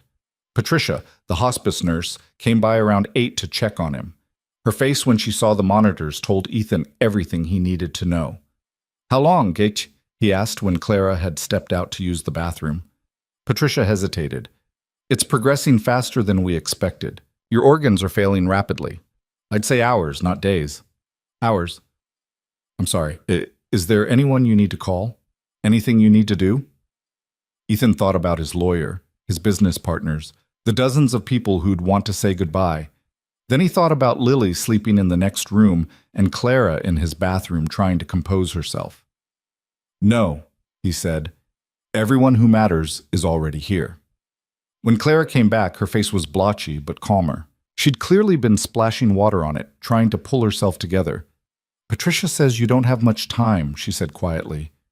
I know. Should we wake Lily? Not yet. Let her sleep a little longer. Ethan's vision was getting hazy around the edges. His breathing was getting harder.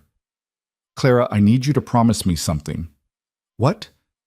When I'm gone, when this is over, I need you to help Lily remember me. Not the billionaire or the CEO, just her dad.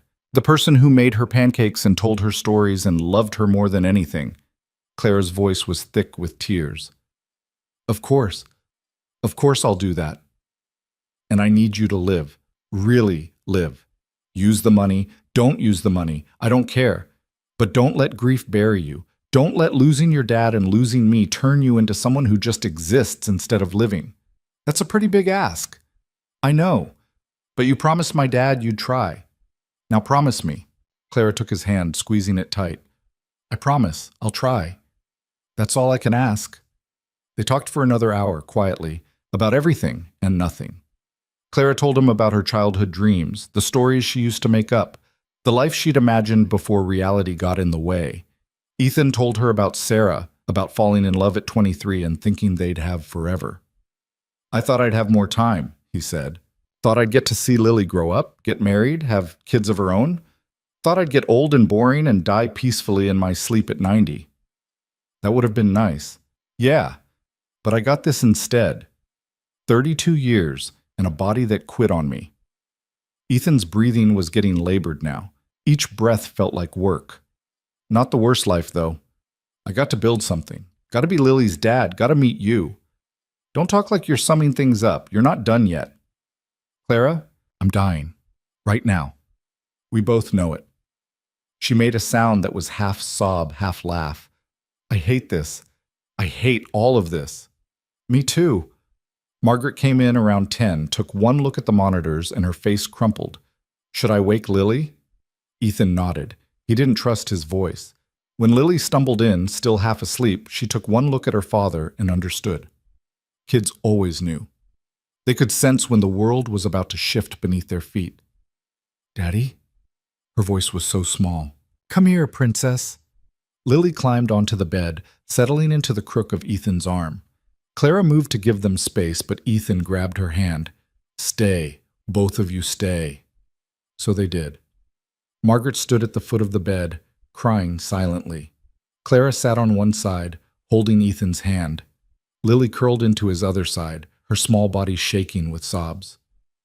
I don't want you to go, Lily whispered. I know, baby. I don't want to go either. But I don't have a choice. It's not fair. No, it's really not. Ethan kissed the top of her head. But you're going to be okay. You're so strong, Lily. Stronger than you know. And you have people who love you. Margaret, Aunt Rachel, Clara, they're all going to take care of you. But I want you. I know. And I'll always be with you. Maybe not the way I am now, but I'll be there. In your memories. In the stories people tell you about me. In all the little things you do that remind people of your old dad. Lily was crying too hard to speak now, just holding on to him like she could keep him alive through sheer force of will. Ethan looked at Clara. Take care of her, please. I will. I promise. And take care of yourself. Clara nodded, tears streaming down her face. The pain was getting worse now, even through the medication. Ethan's vision was tunneling, darkness creeping in from the edges. His breathing was shallow and rapid. Each heartbeat felt like it might be the last. I love you, Lily, he managed to say. I love you so much, princess. Don't ever forget that. I love you too, Daddy. Please don't go. Please. But Ethan was already going. Could feel himself slipping away like water through fingers. The room was getting dimmer. Sounds were muffled and distant. The last thing he saw was Lily's face, tear-stained and terrified. The last thing he felt was Clara's hand in his and his daughter's weight against his chest. The last thing he heard was someone, maybe Clara, maybe Margaret, saying, It's okay. You can let go. We'll be okay. And then Ethan Vale, 32 years old, billionaire restaurateur, widowed father, lying man who'd tried to find truth at the end, let go. The monitors flatlined with a sound that was both mechanical and final. Patricia moved quickly, checking for signs of life she already knew weren't there, then quietly turning off the machines. I'm sorry for your loss, she said softly. Lily's scream was a sound Clara would hear in her nightmares for years. A child's grief, raw and total, tearing through the quiet house like a physical force. Margaret scooped her up, holding her tight while she sobbed, carrying her out of the room because no 7-year-old should have to see their father's body going still.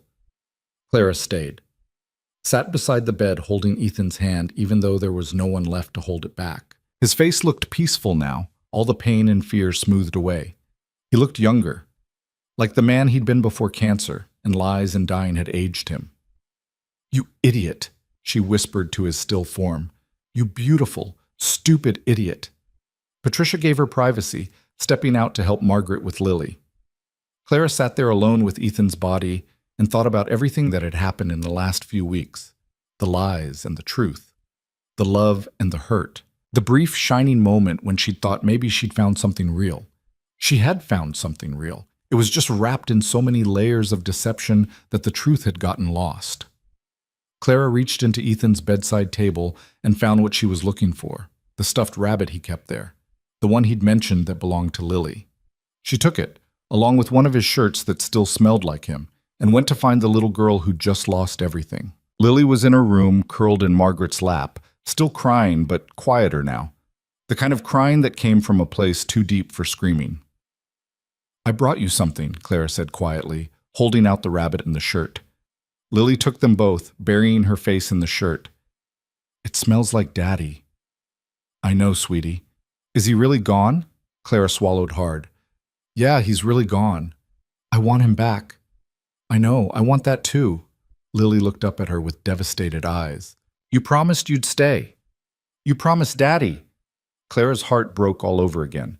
She sat down on the bed beside Margaret and Lily, and when the little girl reached for her, she pulled her close. "I'm not going anywhere," Claire said.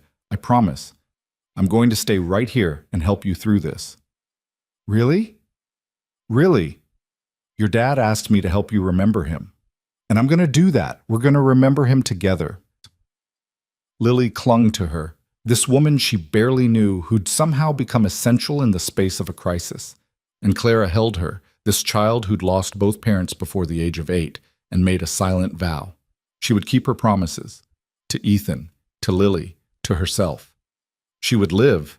She would help this little girl heal. She would find a way to be angry and sad and grateful and heartbroken all at once. Because that's what you did when someone you loved died lying to you, but loving you anyway. You forgave them, eventually.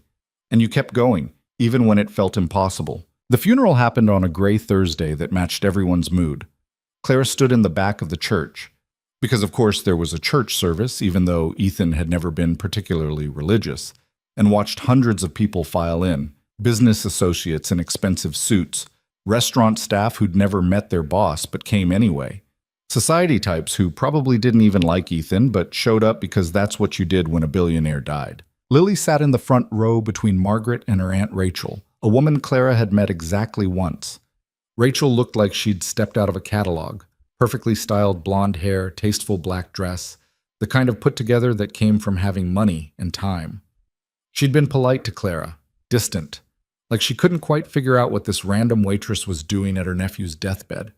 Clara couldn't figure it out either, honestly.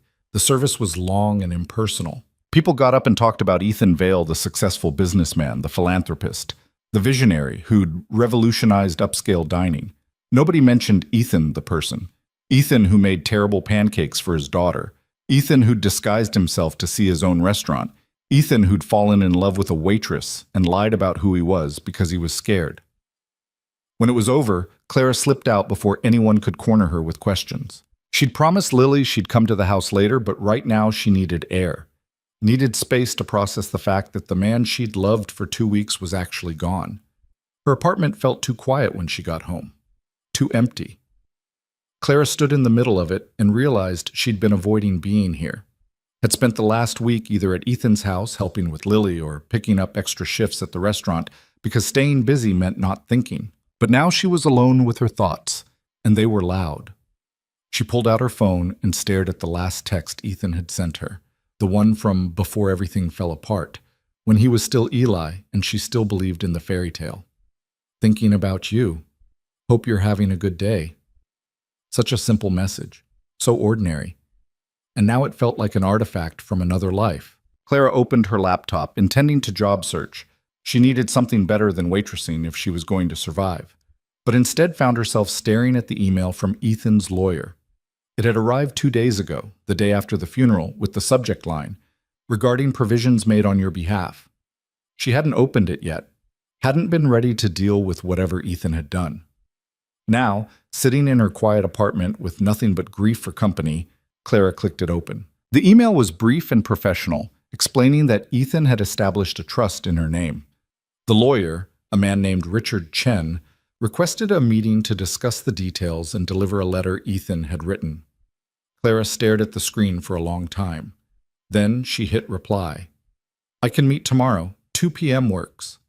The law office was in a building that made Clara feel underdressed, even though she'd worn her nicest clothes. Richard Chen was in his 50s, kind-eyed, with the sort of gentle demeanor that probably helped when dealing with grieving people. "Ms. Hayes, thank you for coming." He gestured to a chair across from his massive desk. "I know this must be difficult." "It's fine. Let's just get through it."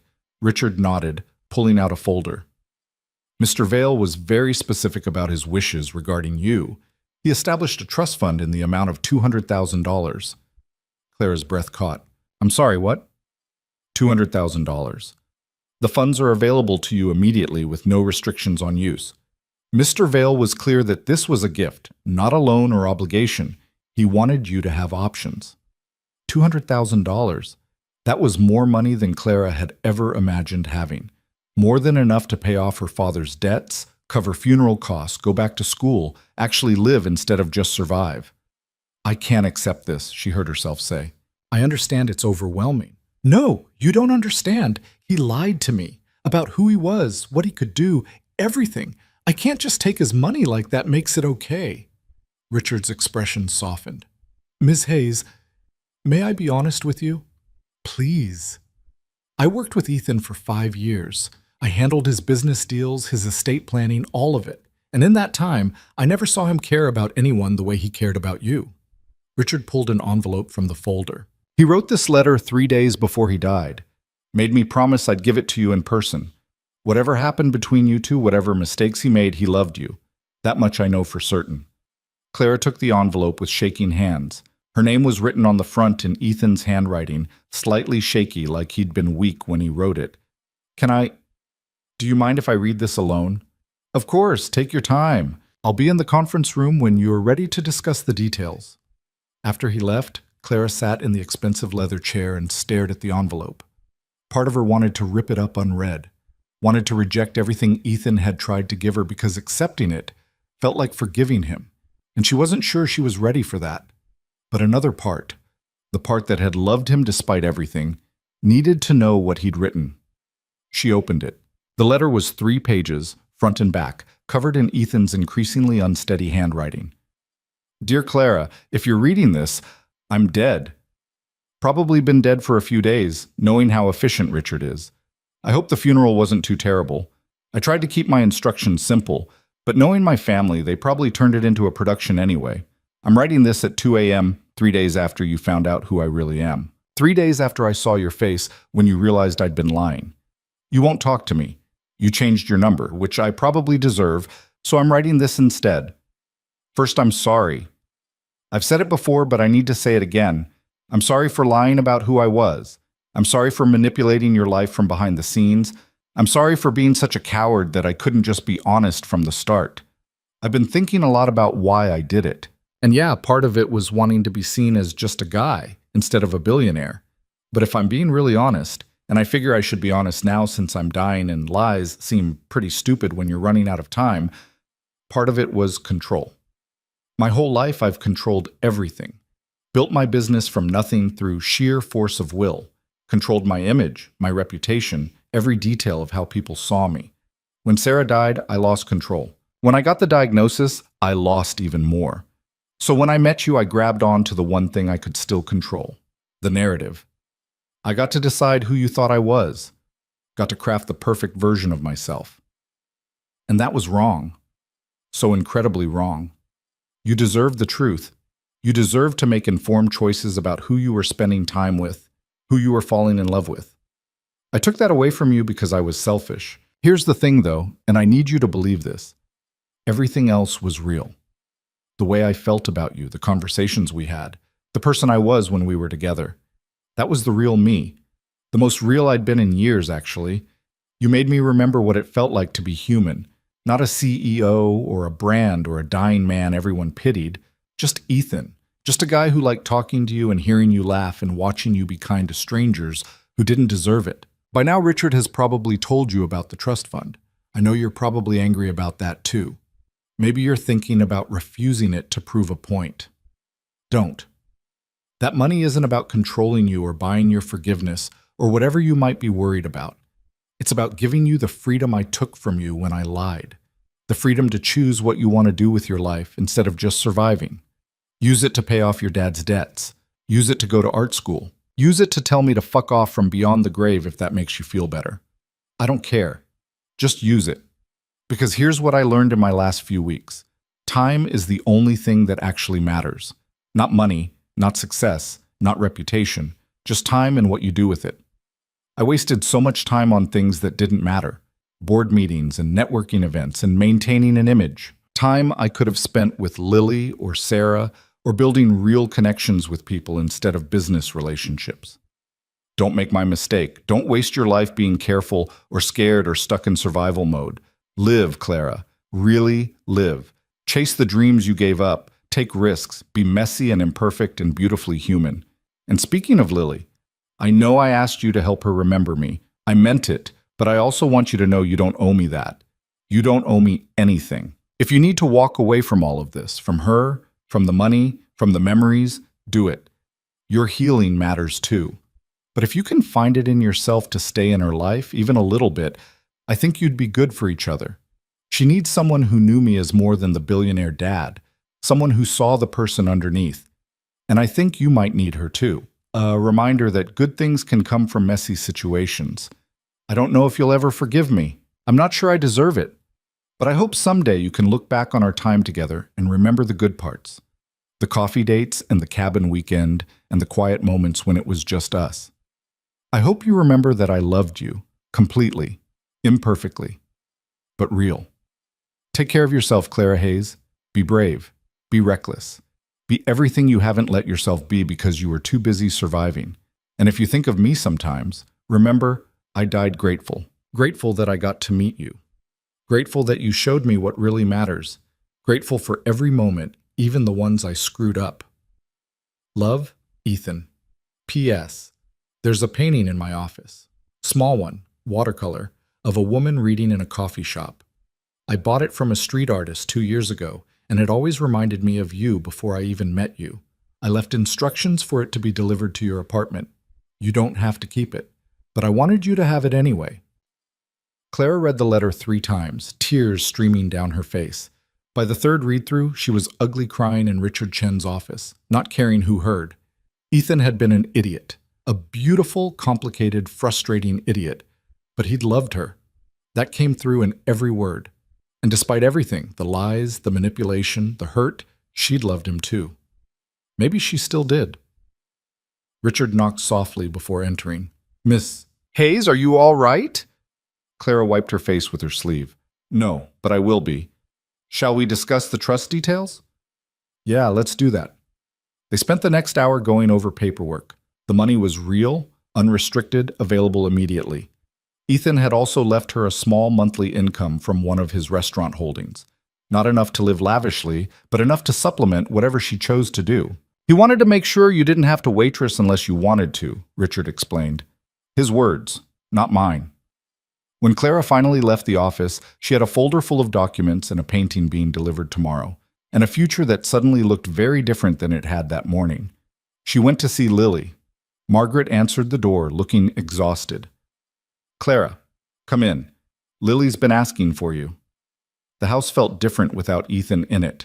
Quieter, emptier, like the life had been sucked out along with its owner. Lily was in her room, surrounded by drawings. She looked up when Clara entered, and her face crumpled. "You came." "Of course I came. I promised, didn't I?" Lily launched herself at Clara, wrapping her arms around her waist. "Everyone keeps saying Daddy's in a better place now, but how can that be true? The better place is here with me." Clara's heart broke all over again. She sat down on Lily's bed and pulled the little girl into her lap. "They say that because they don't know what else to say. Because death is scary and uncomfortable and people want to make it sound less terrible." Clara smoothed Lily's hair. "But you're right. The better place would be here with you. Everyone lies about it. They act like he's on vacation or sleeping or watching from heaven, but he's just gone." "Yeah, he is." Lily looked up at her with red, swollen eyes. "Do you think he's really watching? Like, can he see us?" Clara thought about all the easy answers she could give, the comfortable lies that might make a 7-year-old feel better. But Ethan had asked her to help Lily remember him honestly, and that meant being honest now. I don't know, sweetie. Nobody really knows what happens after we die. But I think if there's any way he can see you, he is, because you were the most important thing in the world to him. More important than his restaurants? Way more important. More important than anything. Lily was quiet for a moment. Then, Clara, are you going to leave too? No, I'm staying. You promise? Clara hesitated. She'd learned from Ethan what happened when you made promises you couldn't guarantee. Life was unpredictable. Things changed. But looking at Lily's desperate face, she made the promise anyway. I promise. I'm not going anywhere. Lily buried her face in Clara's shoulder and cried. And Clara held her and cried too, mourning the man they'd both loved in different ways. Over the next few weeks, Clara became a fixture in Lily's life. She'd come over after her shifts at the restaurant, help with homework, listen to stories about Ethan, look at old photos. Sometimes they'd cry together. Sometimes they'd laugh at memories. Mostly, they just existed in the same space, two people learning to live with loss. Margaret watched it all with quiet approval. You're good for her, she told Clara one evening while Lily was asleep. She lights up when you're here. She's good for me too. Ethan knew that. He told me he thought you two would help each other heal. Clara looked at the older woman. Did he tell you everything about how we met? He told me he'd been an idiot who lied to a good woman and died before he could make it right. Margaret poured herself coffee. He also told me he loved you, and that you made his last weeks bearable. I don't know if I've forgiven him yet. You don't have to forgive him to move forward. Sometimes we carry complicated feelings about people for the rest of our lives. Margaret's eyes were knowing. My husband left me 30 years ago, walked out when our kids were small and never came back.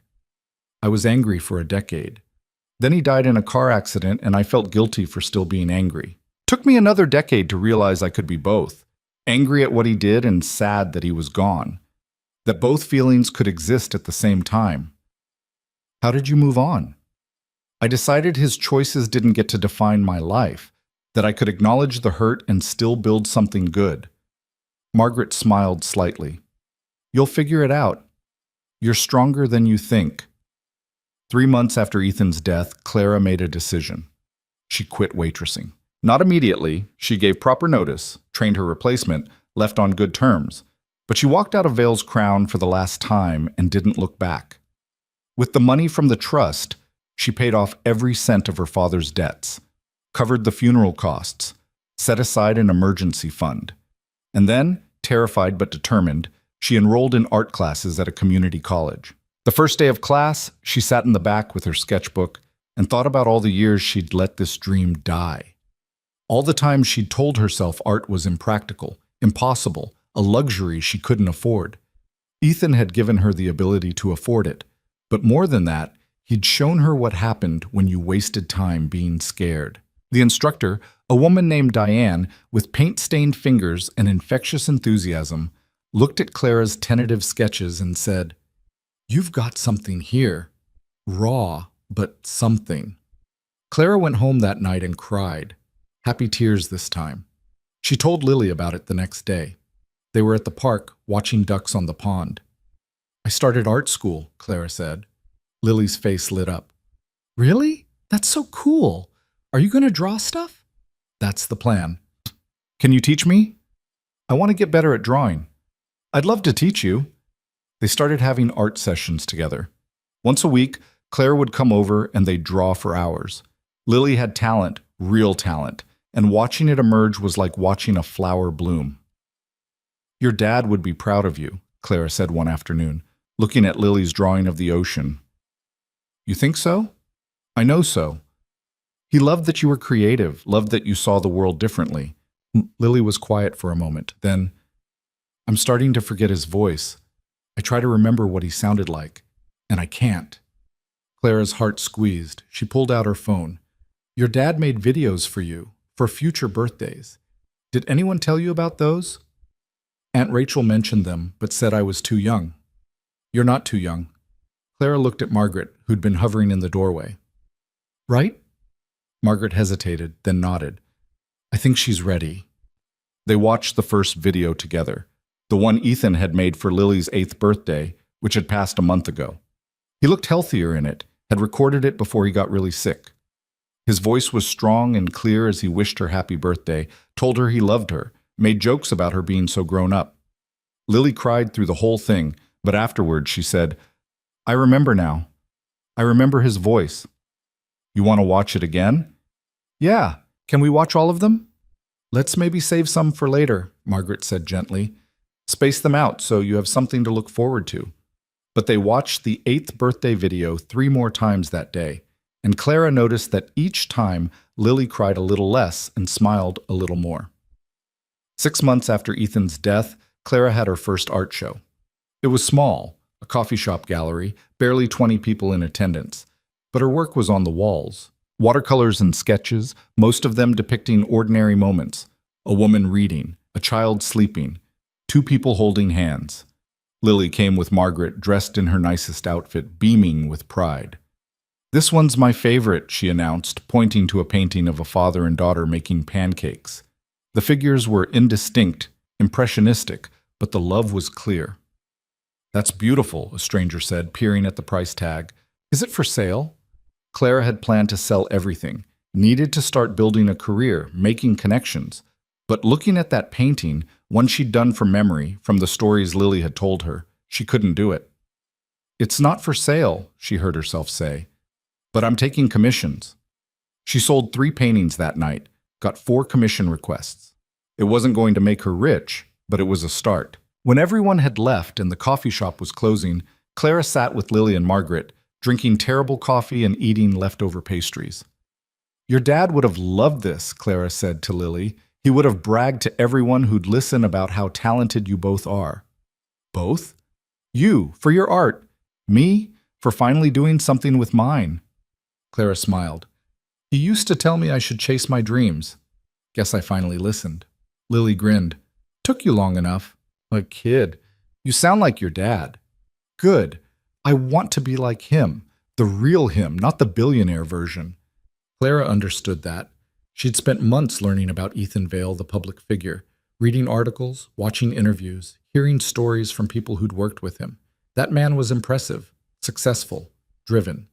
But she preferred Eli, the man who'd sat with her in diners drinking terrible coffee, who'd listened when she talked about her dreams, who'd seen her as a person instead of a transaction. That was the version of Ethan she wanted to remember, the version Lily deserved to know. 1 year after Ethan's death, Clara got a letter from Richard Chen.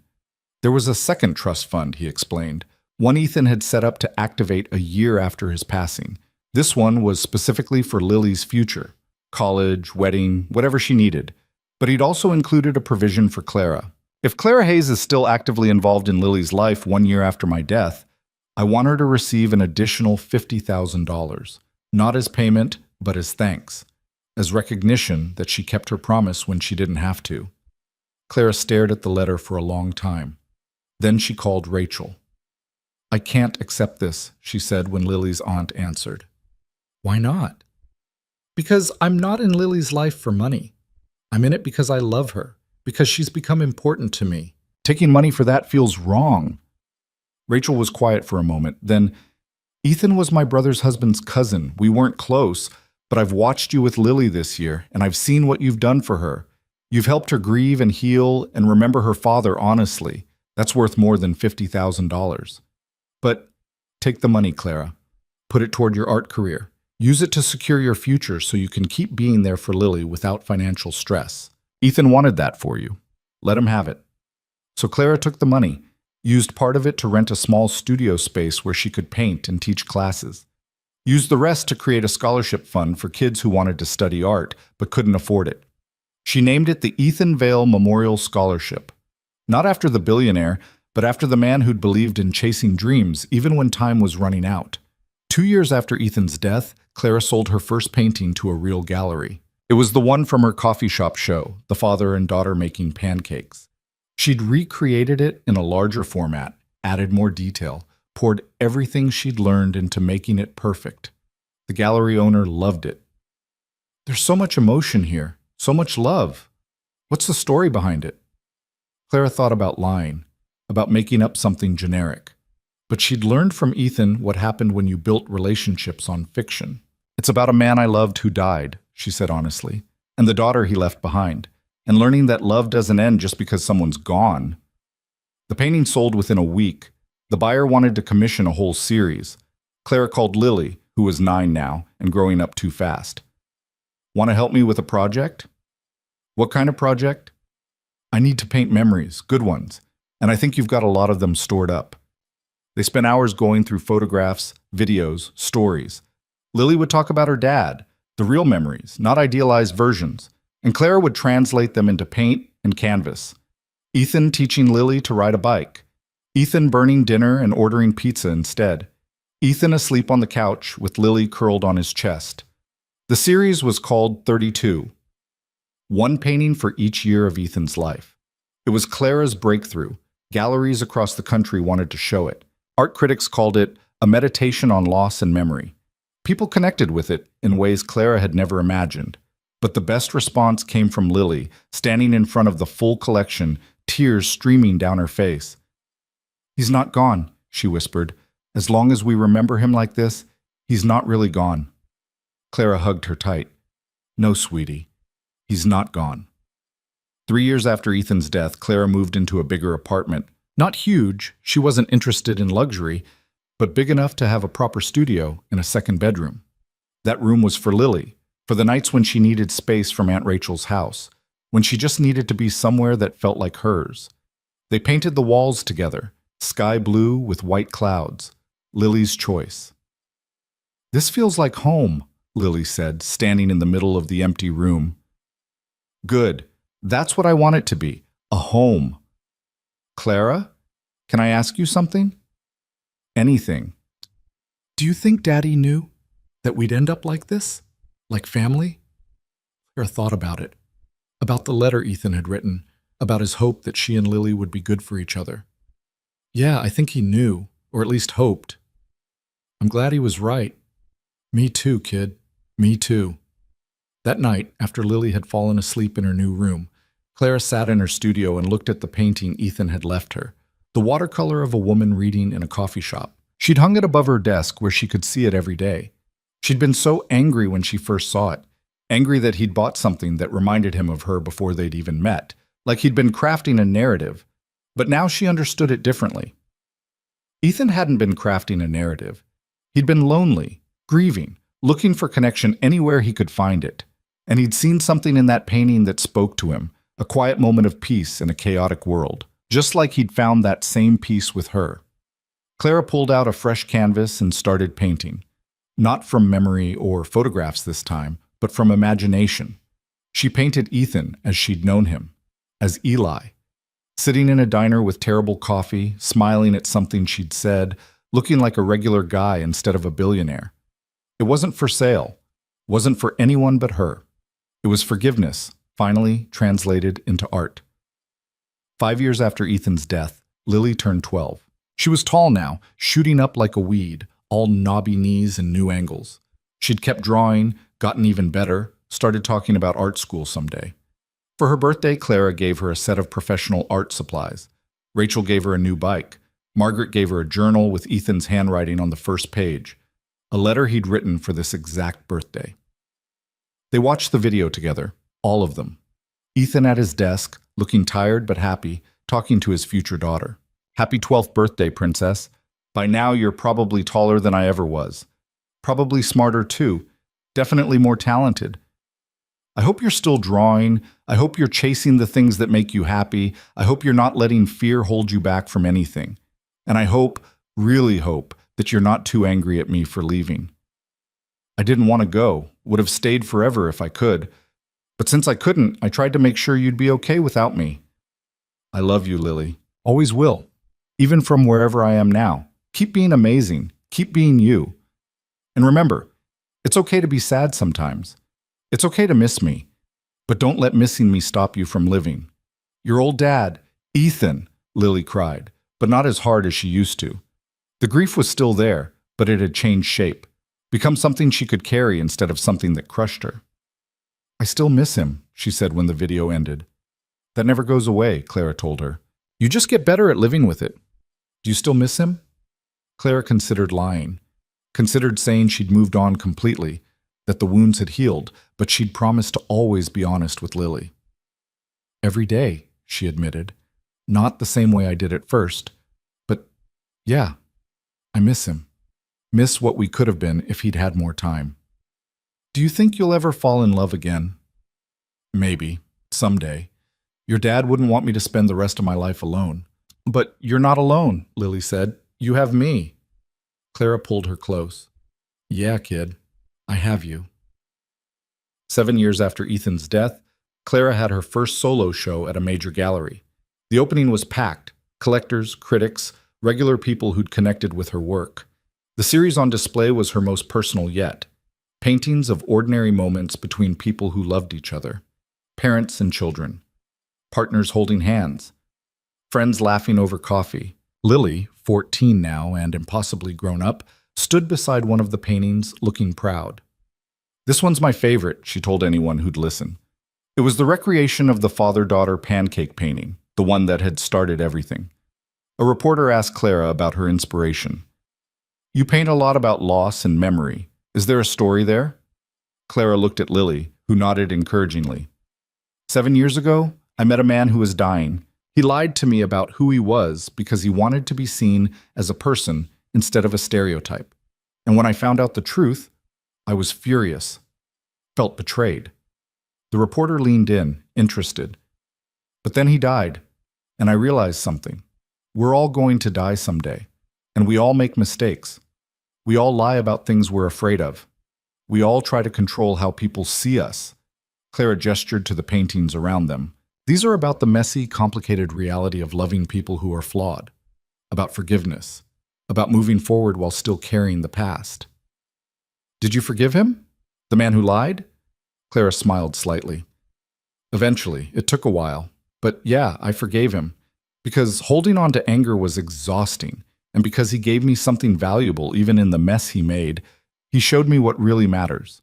Connection, honesty, using your time to build something good instead of just surviving. After the reporter moved on, Lily hugged Clara tight. Daddy would be proud of you. I think he'd be more proud of you. You're amazing, Lil. We're both pretty great, Lily grinned. We learned from the best, even if he was kind of an idiot sometimes. The biggest idiot, Clara agreed fondly. That night, after the show, Clara sat alone in her studio and thought about the journey that had brought her here. From a broke waitress working 2 jobs to an artist with gallery representation, from someone just surviving to someone actually living. She'd taken the gift Ethan had given her, not just the money, but the wake-up call, and built something real with it. Had learned to be brave and reckless and messy in all the ways he'd encouraged. She'd also learned something he hadn't known himself, that honesty, even when it's ugly and uncomfortable, is always better than a comfortable lie. That real connection requires vulnerability. That love doesn't mean being perfect, it means being real. 10 years after Ethan's death, Clara got a call from Rachel. Lily wants to apply to art school, the fancy one in Rhode Island, but she's nervous about leaving Seattle, about leaving you. Clara's heart swelled. Tell her to apply. Tell her I'll be here when she comes back, and that I'll visit, and that I want her to chase this dream without guilt. Will you tell her? She needs to hear it from you. So Clara drove to Rachel's house, where Lily was having a minor breakdown surrounded by college brochures. I don't know if I can do it, Lily said, 17 now, and so much like her father, it hurt. What if I'm not good enough? What if I fail? What if you succeed, Clara countered. What if you're amazing and you build an incredible career doing something you love? What if I get there and I'm homesick and I miss you and I can't handle it? Then you come home, or I come visit, or we video chat every day. Clara sat beside her. Lil, your dad spent his whole life building things. Restaurants, businesses, a legacy. But you know what he told me before he died? That he wished he'd taken more risks with the things that really mattered. That he'd wasted too much time being careful. So you think I should go? I think you should apply. See what happens. And then decide based on what you actually want, not based on fear. Lily was accepted to 3 different art schools. She chose Rhode Island. The day Clara helped her move into the dorms, they both cried. But they were good tears, proud tears. Thank you, Lily said, hugging her tight. For everything. For staying. For keeping your promise to my dad. Thank you for letting me, Clara said, for becoming one of the best things in my life. I'll call you every week. You better. Lily pulled back, looking at Clara seriously. You know you're basically my mom, right? Like, I know you're not technically, but that's what you are, what you've been. Clara's vision blurred with tears. Yeah, kid, I know. And you're basically my daughter, the one I never thought I'd have. Good. Just wanted to make sure we were on the same page. After Lily left for school, Claire's apartment felt too quiet again. But this time the quiet wasn't oppressive. It was peaceful. She'd built a life she was proud of, had kept her promises, had learned to live instead of just survive. She painted every day, taught classes twice a week, visited Lily once a month, dated occasionally, though nothing serious stuck. Maybe someday? Maybe not. She was okay either way. 15 years after Ethan's death, Clara got a call from Margaret. I'm retiring, the older woman said. Moving to Florida to be near my daughter.